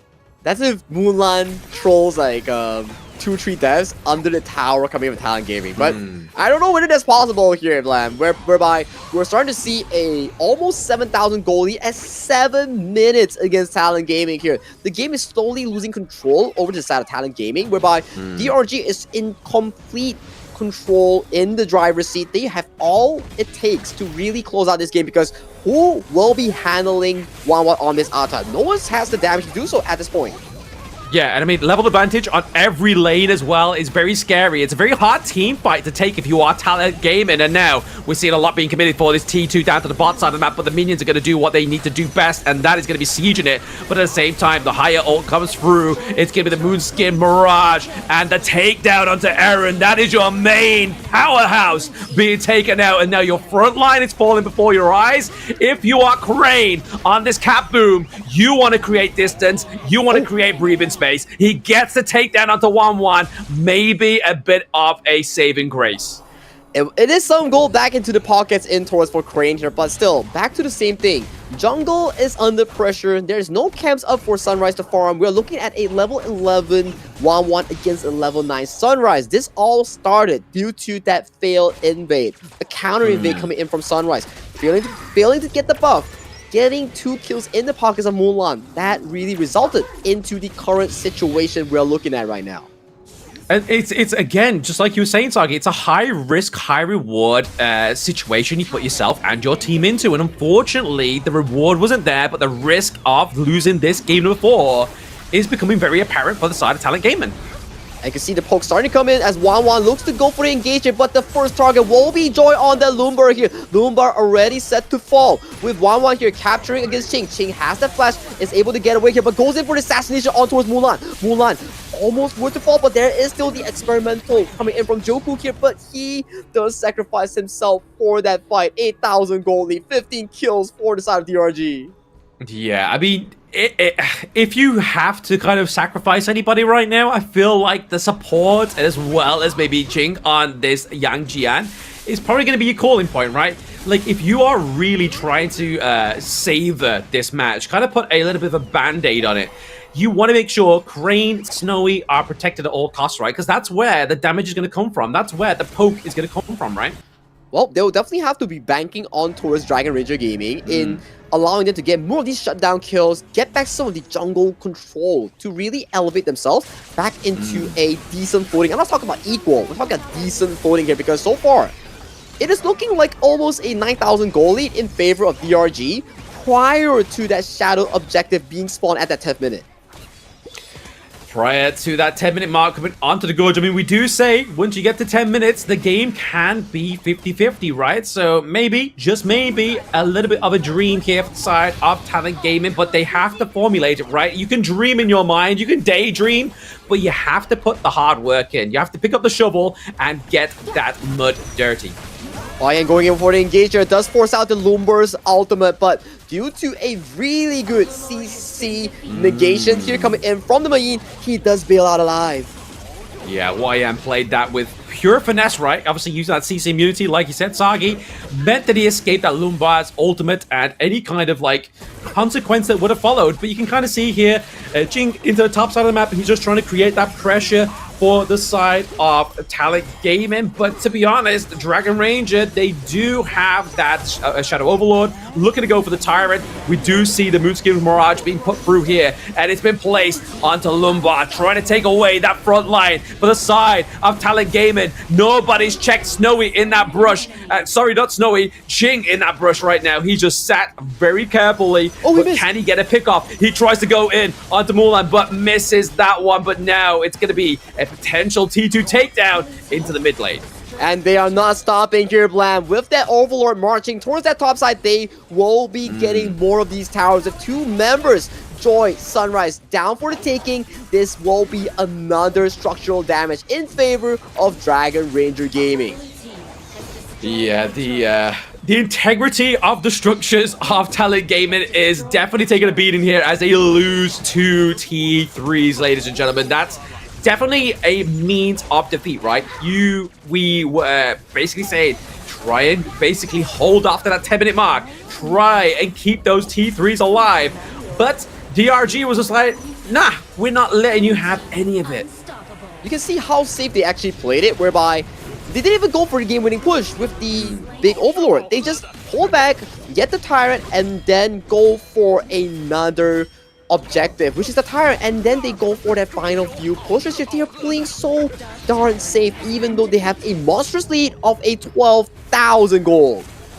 I mean, it's best to play safe, right? Like, if you can just kind of have, like, a bit of a driving force to have the intel on the enemy team to know where they all are, and then you get something like the Tyrant, like, guys, they're all down bot, let's go. Then it's kind of just like, green light, go, let's get the execution. This might be the final few moments that Talent Gaming will be playing in our 2025 KPL Grand Finals here, as we can see Mulan putting so much pressure against that final tier 3 here. They will need every single moment to find that comeback moment if they want to keep themselves alive in the grandest of the tournaments here. But 1-1 is going in. Yeah, going into the back line, and there it is, a takedown of the final T3, thanks to Mulan, but now it looks like it could be the culling of the Executioner as well. We are seeing a takedown of Mulan as a bit of a saving grace, but Snowy goes down, Sunrise, Jing goes down, the Moonskin Mirage going to keep them in a safe pocket, but DRG are climbing further in the lower brackets. Dragon Ranger Gaming will make it to the lower bracket semifinals by taking down Talent Gaming in a convincing 4-0 fashion. Ladies and gentlemen, this is your winner of today's in the knockout stage. Yes, well played to the boys over on Dragon Ranger Gaming. They definitely played their heart out. They played with pure prowess within this quarterfinals lower bracket, right? This now puts them through into the semifinals lower bracket, where they potentially meet Kuaishou Gaming or Wolves for the second time. Imagine that rematch, Sagi. Lower bracket semifinals, Wolves against Dragon Ranger Gaming. That could be the case here, but never count KSG out, because KSG were the only teams out of the few moments to push AG to a 7-game marker here. But that's a story for tomorrow, where we actually find out who plays Dragon Ranger Gaming in that lower bracket semifinals. But still, back to the focus here. What happened, Talent Gaming? This is not what we expected. It's not what we expected from the second team that obviously graced us within KWC as well, right? Like, they took AG Superplay all the way to a best of 7, but it's theirs to lose, right? Talent Gaming, this was always theirs to lose, especially when Dragon Ranger Gaming got that dominant performance in game number 1, and even more dominant performance in game number 2, and then it just snowballed there on out, right? Like, they were losing left, right, and center. And you can see the emotions coming in from Ching's face. He knows this season is done for. This is the KPL Grand Finals that they put so much work in just to bail out on the top 6 slot, if I'm not mistaken here. But we will probably see him again during the Challengers Cup here, so this is not where he ends his route. Honestly though, I mean, yeah, it's sad for the side of Talent Gaming, right? But like, the fact that DRG put in the work all the way to the Challenger stage, like, this is one of the teams that were the bottom of the master group. They've now toppled Talent Gaming. They've toppled plenty of other teams as well. Like, they are looking to try and take the crown off the rest of the master group from the challenge stage. It will all start from a small win coming into a larger snowball here. This is the tournament form that we talk about. Rankings, sure, that is at the start of the tournament here, but when you progress to that playoffs, when you start growing as a team, get that momentum in, that's where you see all those rankings at the previous week. It don't really matter. That's where we saw ACL champions TTG. They had a phenomenal run. They just destroyed everybody in that Cinderella story, but coming today, that story has flipped and is in favor of Dragon Ranger Gaming. I mean, that's the thing I love about these kind of tournaments, though. Like, there's not just one Cinderella story, like, especially when we have so many teams competing within the KPL Grand Finals knockout stage, as well as obviously all the way back in the challenge stages. We had so many teams who were kind of like with us, but are no longer with us now, ever since that breakout stage. And now we are down just to those 8 teams. And I mean, we've now fallen away. We've got, like, what, 6 teams now going on to 5 teams left now remaining within this 2025 KPL Grand Final. So there's definitely, like, always a Cinderella story in some regards for whoever is playing on that day. Yep, they're all playing for that Golden Cup that we saw numerous times during the clips, during the stage venue, and also for a share of that 70 million yuan prize pool. That is just a crazy, absurd amount. If I'm not mistaken, if you were to convert into USD, that's about 9.8 million US dollar here. But talking about prize pool alone, let's check back the numbers of Game 4 between Dragon Ranger Gaming taking a 4-0 consistent performance against TTG. I mean, just look at that, man. We were saying in the draft, like, hey, they've got a lot of expensive picks here for the side of Dragon Ranger Gaming in terms of their signature heroes, right? Obviously, Mulan on the Lady Sun, we have Juku on the Chen Ren, and then obviously the Mai Yin for YN as well, right? Like, that's a lot of expensive picks. So to make that statement in the draft and then underperform in the game would have been a huge blemish on the side of DRG after such a 3-0 performance. But they were like, nah. We're going green light go. Like, we will get 1-1 on a tank. We'll make sure that he stops having his playmaker potential. He's had all the fun for the past 3 games. Now it's time for our side lanes to shine. But still, look at the goal lead again. This is the exact same goal lead that we've seen from all 3 games, but in a more dominating fashion. It was what? 1,000 gold per minute of a lead. That is absurd. It absolutely is absurd. Absolutely, you are correct there, Sagi. Like, to have a 4K goal lead in just a side lane alone is mental. But then it was actually mental, yeah. We have to comment on the fact of that failed early invade, right? Like, for the Crimson Golem, we saw top side of the map. For DRG, they were successful. We saw that Talent Gaming were trying to be and replicate that same kind of pressure that was already being created. So they tried it, they failed, the smite missed, and then ever since that point onwards, it was just a slow but sure victory here for Dragon Ranger Gaming. It was all in the books for Dragon Ranger Gaming to win that game ever since that moment that Blam mentioned, whereby you lose out the counter invade and you lose out 2 kills over to the side of Dien. And Dien really had a phenomenal game on that Haya. But of course, it is a team collaborative effort with this player leading the charge in this game number 4 to close out the deal in this best of 7 of a series. Yeah, I can say you have to say collaborative effort, right? Because I mean, any of these players within that last game had MVP performance, right? But 608 KDA here for Dien, as well as 27% of that damage dealt overall for his team. Definitely gave him a bit of a first foot through the door for the MVP, as we'll see in these highlights. This was the fateful one that really made Sunrise lose all his control towards that early game. He died to Huayan, and the kill were to fall towards the Mulan, and Mulan getting 2 kills on a late game carry. Not on your bingo list here coming into game number 4. Yeah, I mean, I would even argue to say that this game was lost at that point. At that contestation of the Crimson Golem, in that first 2 minutes, the game was already lost, because after you lose such a decisive but also risky early game play, but then also lose 2 kills on top of that, funneling that into a marksman, you're already sort of starting to spell disaster, right? Like, it's not like it's not comebackable. Like, you could punish in the opposite side lane, you could punish in the mid, but the fact that that punishment never came through or into fruition here for the side of Talent Gaming quicker than we needed it to, DRG knew there was in for the win. They were in for the win, and Sunrise had 0 buffs at 1 minute. You know how much that really cost you? Whereby Dien has so much of these ultimates that no one could really stand by near the Musuke Mirage to bail his teammate out of success. Every single ultimate led to a kill. But let's hear the game-winning moments coming in from Dragon Ranger Gaming in this mic check. 兄弟，我等我也来了。别杀你，别杀你！我的拉托，我在控。你来了是吧？我也来了。阿古多很吹，阿古多。我来了，阿古多。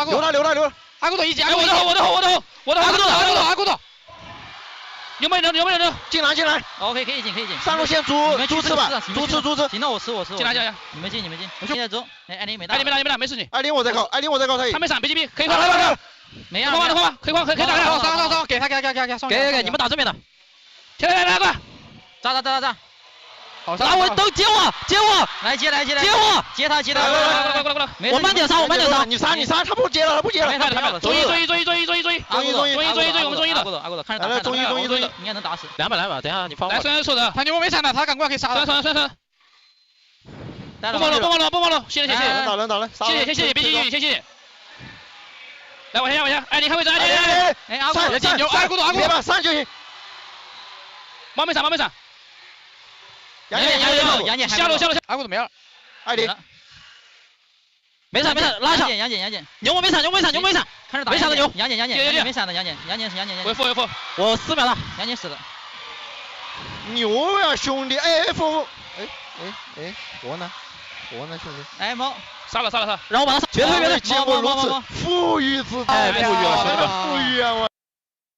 That was the mic check coming in from Dragon Ranger Gaming in that game number 4 here. So they were surprised as well going into that early counter invade coming in from Sunrise on the Agudo that he didn't really got that red buff, and it fell into the hands of none other than Joku. And everything else, the communication, it all started by DN saying that, hey, can you guys come and back me up because enemies are just like swarming outside of my ultimate? And the information passed back is like, hey, there's no one camping outside. Feel free to do whatever you want. We will back you up. And in the end, slow push, slow siege, and every single engage started with DN, and in the end, at the moment of the crystal, it went in favor for the side of DRG. But let's pass it towards the exit interview for the side of Talent Gaming. 现在在我旁边呢，就是 TTG 的主教练九哲，请九哲教练和大家打个招呼吧。Hello， 大家好，我是广州 TTG 九哲。哲教，其实今天的这一场 BO7看下来，还是让大家感觉到对于 TTG 来说有点可惜，然后整个状态来讲的话有点陌生。哲教会感觉到今天队伍在哪些方面是出了一些问题呢？就是可能实力还差一点吧，然后状态也不是特别饱满。造成这种状态不够饱满的原因，在教练看来，可能是由于哪些方面呢？就这次年总的话，其实从一开始打的时候，我们队伍状态就起伏比较大吧，然后其中也有过很多的调整嘛。对，确实跌跌撞撞吧，走到今天，确实今天大家状态感觉有点不太能绷得住吧。对，确实比较意外。教练聊到了，就在这个年总期间有做一些调整，方便去透露一下，可能在哪些方面做了调整吗？很多方面嘛，一方面就是首先是这个年总的轮换啊、体系啊各方面，对吧？搭配都有调整，然后包括新版本的一些阵容体系和打法，对。因为其实我们看到，对于 TTG 来说，在本届年总的第3场 BO7嘛。第一场跟 AG 打的也是有来有回，然后第2场又是林峰的对手，打到今天的话，这个过程在教练看来，就是包括结合到你们平时的一个状态，有没有跟你出入比较大的地方呢？感觉出入还是比较大吧，就是虽然平时状态也不是特别好，但是确实没想到今天会这么轻易的被对面零封吧。我们来聊一聊今天的对手吧。第2季这边的话，因为在今年的春季赛，包括在 ACL 的时候，当时你们有跟他去交手到 BO7嘛，所以第2季在你们看来是一个怎么样的对手呢？第2季就是很强劲的一个对手吧，对，然后他们这次年总也引进了辅助九库嘛。对，九库也是您的弟子嘛，包括他今天可能拿到了这种硬辅，然后感觉开团上是不是也给到团队比较大的压力呢？九库的话，就是他在运营节奏每一个点捏的比较关键的点都捏的比较死吧。对，每一波的开团和关键的节奏点，他都打到了我们比较短的地方吧，比较短板的地方。对。对，就感觉他今天可能在抓机会方面还是让队伍有一点头疼的。虽然说今天这一场比赛，我觉得这场 BO7可能打的大家都有一点懵懵的，但是去回望 TTG 的2025年，因为我们说年总也是大家的一次年终的考试嘛。从春季赛当时大家可能在班里是垫底的一个成绩，夏季赛拿到了一个前3，包括来到年总，在这一届年总也有很多的一些高光的画面。有没有哪几个难忘的瞬间是让九哲教练在这个2025年对于 TTG 的一个感受呢？难忘的瞬间，我觉得就是 ACL 那段时间大家一起努力吧，就比较纯粹吧，大家目标都比较纯粹的那个阶段比较难忘吧。那对于即将到来的挑战者杯，九哲教练有没有想好说怎么去对于队伍的这种状态也好去做一些调整和改变吗？队伍的调整的话，还是要回去跟俱乐部一起商量沟通的，对。好的，那也是期待九哲教练和 TTG 在挑战者杯的一个表现。感谢九哲教练接受我们的采访，让我们把时间交还给评论席。So thank you for the interview, Linger. So to keep it short, the form coming in for TTG is not so great today. Could you talk more about it? Coach Jose did mention that their gameplay wasn't really good. He thought that was a main factor. The entire KPL Grand Finals run had a lot of changes. So it has been a roller coaster for Sada TTG in this tournament. And the main point that he repeatedly actually added in towards that interview was that the players were really not on form for today. I mean, it was quite evident though, right? Like, obviously, it's easy to look from the outside looking in to see that, obviously, oh yeah, they didn't quite play as well. But it seems that is obviously the same narrative from the coach, right? Like, obviously, it's very prevalent that they didn't quite play to the same standards that they used to.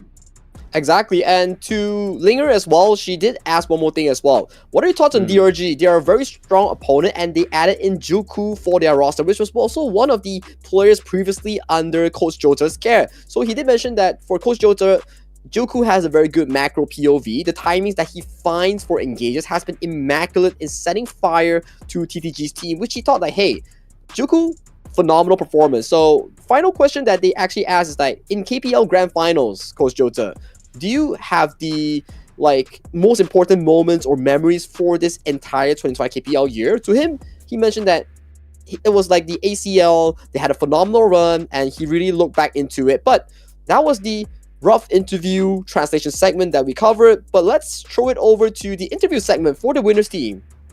那么我们请婉婉跟大家打个招呼吧。Hello， 大家好，我是弗兰家就婉婉。哇，今天的婉婉太 C 了，我相信现场的观众已经给到了婉婉最好的一个反馈了。我想问一下，第二季和婉婉最近这几天经历了什么，状态如此的火热呢？经历了王者周年庆嘛，然后就没经历什么了。对，我听说就是你们在这个周年庆的期间也是一直在训练，一直在跟小王作伴，对吗？是的。这个过程有没有什么印象比较深刻的事情啊？印象比较深刻的就是王者的共创之夜非常爽嘛，看起来。哦，原来是对共创之夜的印象比较深刻。那我们还是说回比赛啊，因为上一次梦兰在接受采访的时候问到他打 TTG 怎么办，他说跟他拼了啊。我想问一下，你感觉今天队伍有什么不一样吗？其实，在打 TTG 之前，其实感觉是没有太大信心的嘛，因为我们这半年以来遇到 TTG 就基本没有怎么赢过吧，感觉就是嘉欣非常的克制我吧，然后今天赢了也是非常的开心吧。但是你今天真的非常 C 哦，你今天在打野这个位置上的一个选择，而且看到你都是拿的这个野核嘛，你自己感觉发挥的怎么样？我感觉玩野核今天玩的比较爽吧。今天玩的比较爽，确实有一波，当时你的这个飞在上路切到那个姜子牙找到机会，那一波能跟大家分享一下你的想法吗？我的想法就是姜子牙当时应该有闪吧，然后我就其实就想打他个闪吧，然后没想到就直接秒了吧。确实找到一波非常好的机会。那刚刚你也聊到，其实对于 TTG 这个对手来说，可能赛前是不是你们在备战的时候会觉得还是有一些比较头疼的地方呢？在打 TTG 之前，我们整个队伍就感觉赢 TTG 希望比较渺茫吧，但是我们做到了。而且你们是一个4-0的大获全胜啊！包括你们今天还放出了他们这个盾槽，你们所以有想好怎么去处理他们盾槽这个点吗？因为之前也打出了非常多的高光，他们。当时是觉得我们那个阵容打盾槽的话还行吧，能打。然后你拿了一个药，这个药的选择是谁提出来的？这个药当时我提出来的吧，然后队友跟那个教练也比较信任我吧。我看很多药的玩家就评论说那一把的阵容感觉药不是很好发挥啊，你为什么会想在那局去出药呢？因为感觉留给我的野核不多了吧，药还可以吧。还不够多。今天你拿了这个药，然后又拿了镜啊，又拿了飞，今天那个教练是有这种单字英雄 KPI 吗？大家调侃一下。没有吧，就单纯的比较适合你觉得？比较适配，对。比较适配。好，那包括其实我们今天看到你的野核也会配上这个九库的硬辅嘛，然后补上了前排。你觉得九库的硬辅跟你搭配玩的怎么样？我觉得我们两个配合非常好吧。对，非常好。你怎么评价九库这样一名游走选手呢？因为他也是在这一届这个咱们租借而来嘛。我觉得九库的应付手法拉满了吧。而且我经常看到你们在回休息室的过程当中哈，他都会跟这个梦兰去做一些讨论。你觉得九库到来之后，梦兰有没有发生什么样的改变呢？觉得没有吧，就梦兰平时跟那个九库就争吵比较多吧。而且梦兰也可以这个帮助九库更快速的去融入队伍哈。好，那你们下一场比赛的对手呢是这个快手和狼的胜者。哎，你怎么看快手跟狼的这场比赛呢，婉婉？快手跟狼的话，我比较看好那个快手吧。哎，为什么？因为快手的句号感觉他非常的厉害吧，野和跟谭野都非常谁，非常全能是吧？是的。所以你会最期待打野这个位置之间的对抗吗？因为今天这个梦兰跟我说，她很期待说跟妖刀能见面，你呢？我比较期待跟句号的对位吧。比较期待跟句号的对位。好的，非常感谢婉婉接受我们的采访，也再次恭喜佛山第2季获得了本场比赛的胜利。让我们把时间交还给评论席。So once again, thank you, Linger, for that interview. So let's cover a few important topics that he actually mentioned here. So Linger did ask 1-1. So what was the factor in making DRG's form so good coming into this tournament? She mentioned that, okay, we went to the HOK Carnival event and they got blessed by it.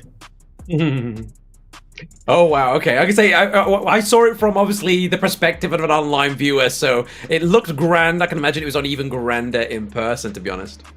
And also, like, what was the difference of the team for today? They did mention that actually they didn't really have much of an expectation or confidence going into this because they haven't really won a lot against TTG in this year. Because 1-1 did mention that Sunrise really counters him. So you guys did notice as well, there was a lot of jungle carry picks coming into this series, especially the Yao, the Fade, and Jing, right? So the interviewer did ask, what was the feeling on these jungle carry picks? For 1-1, he mentioned that it feels super good to catch on towards the Zilia. He expected Zilia on Crane to flash away, but didn't really expect to get the kill, which is like a bonus towards them.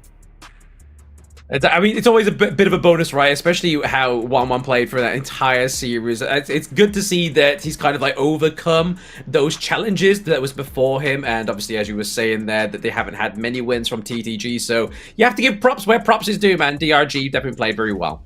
Exactly. And to the last few questions that Linger actually asked, with Juku's arrival, what are your thoughts on towards him? He did mention that Juku actually is one of the very good engaged roamers. His engaged roams has been phenomenal today, and he did spill a bit that they do quarrel quite a bit between Mulan and also Joku. And the most important question that Linger actually asked towards the side of 1-1 is that KSG versus Wolves. What are your thoughts? He did mention that I have more expectations on towards KSG because KSG Point is so good at jungling, very well-rounded. He can play the jungle carry and he can play the tank or versatility junglers as well. So he's a very well-rounded player going into this, and he expects the matchup coming in between him, 1-1, and also Point.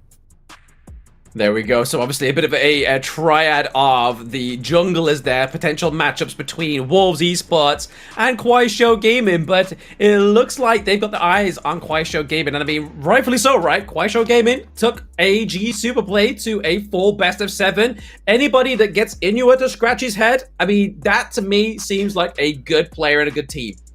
Exactly here. But tomorrow we will be featuring the matchup between the lower bracket quarterfinal second series between KSG and also Wolves Esports here. But today has been a phenomenal day. We had a fantastic series showing coming in from Dragon Ranger Gaming. My name is Sagi, and alongside me is Bland for today's KPL at Grand Finals 2025. And that is all. See you guys and have a good night, and we will see you tomorrow between KSG and Wolves. See you.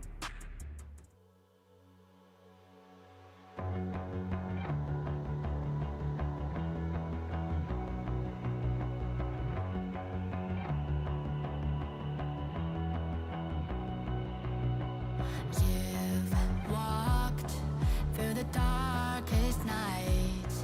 You've heard the crowd, felt the blinding light. You were standing there when your heart comes alive. It's a dream of ahead, and it never dies. Right here, right now, give it all, get it out. Never a surrender, I fight and never fail. I am a contender, a challenge I can feel. The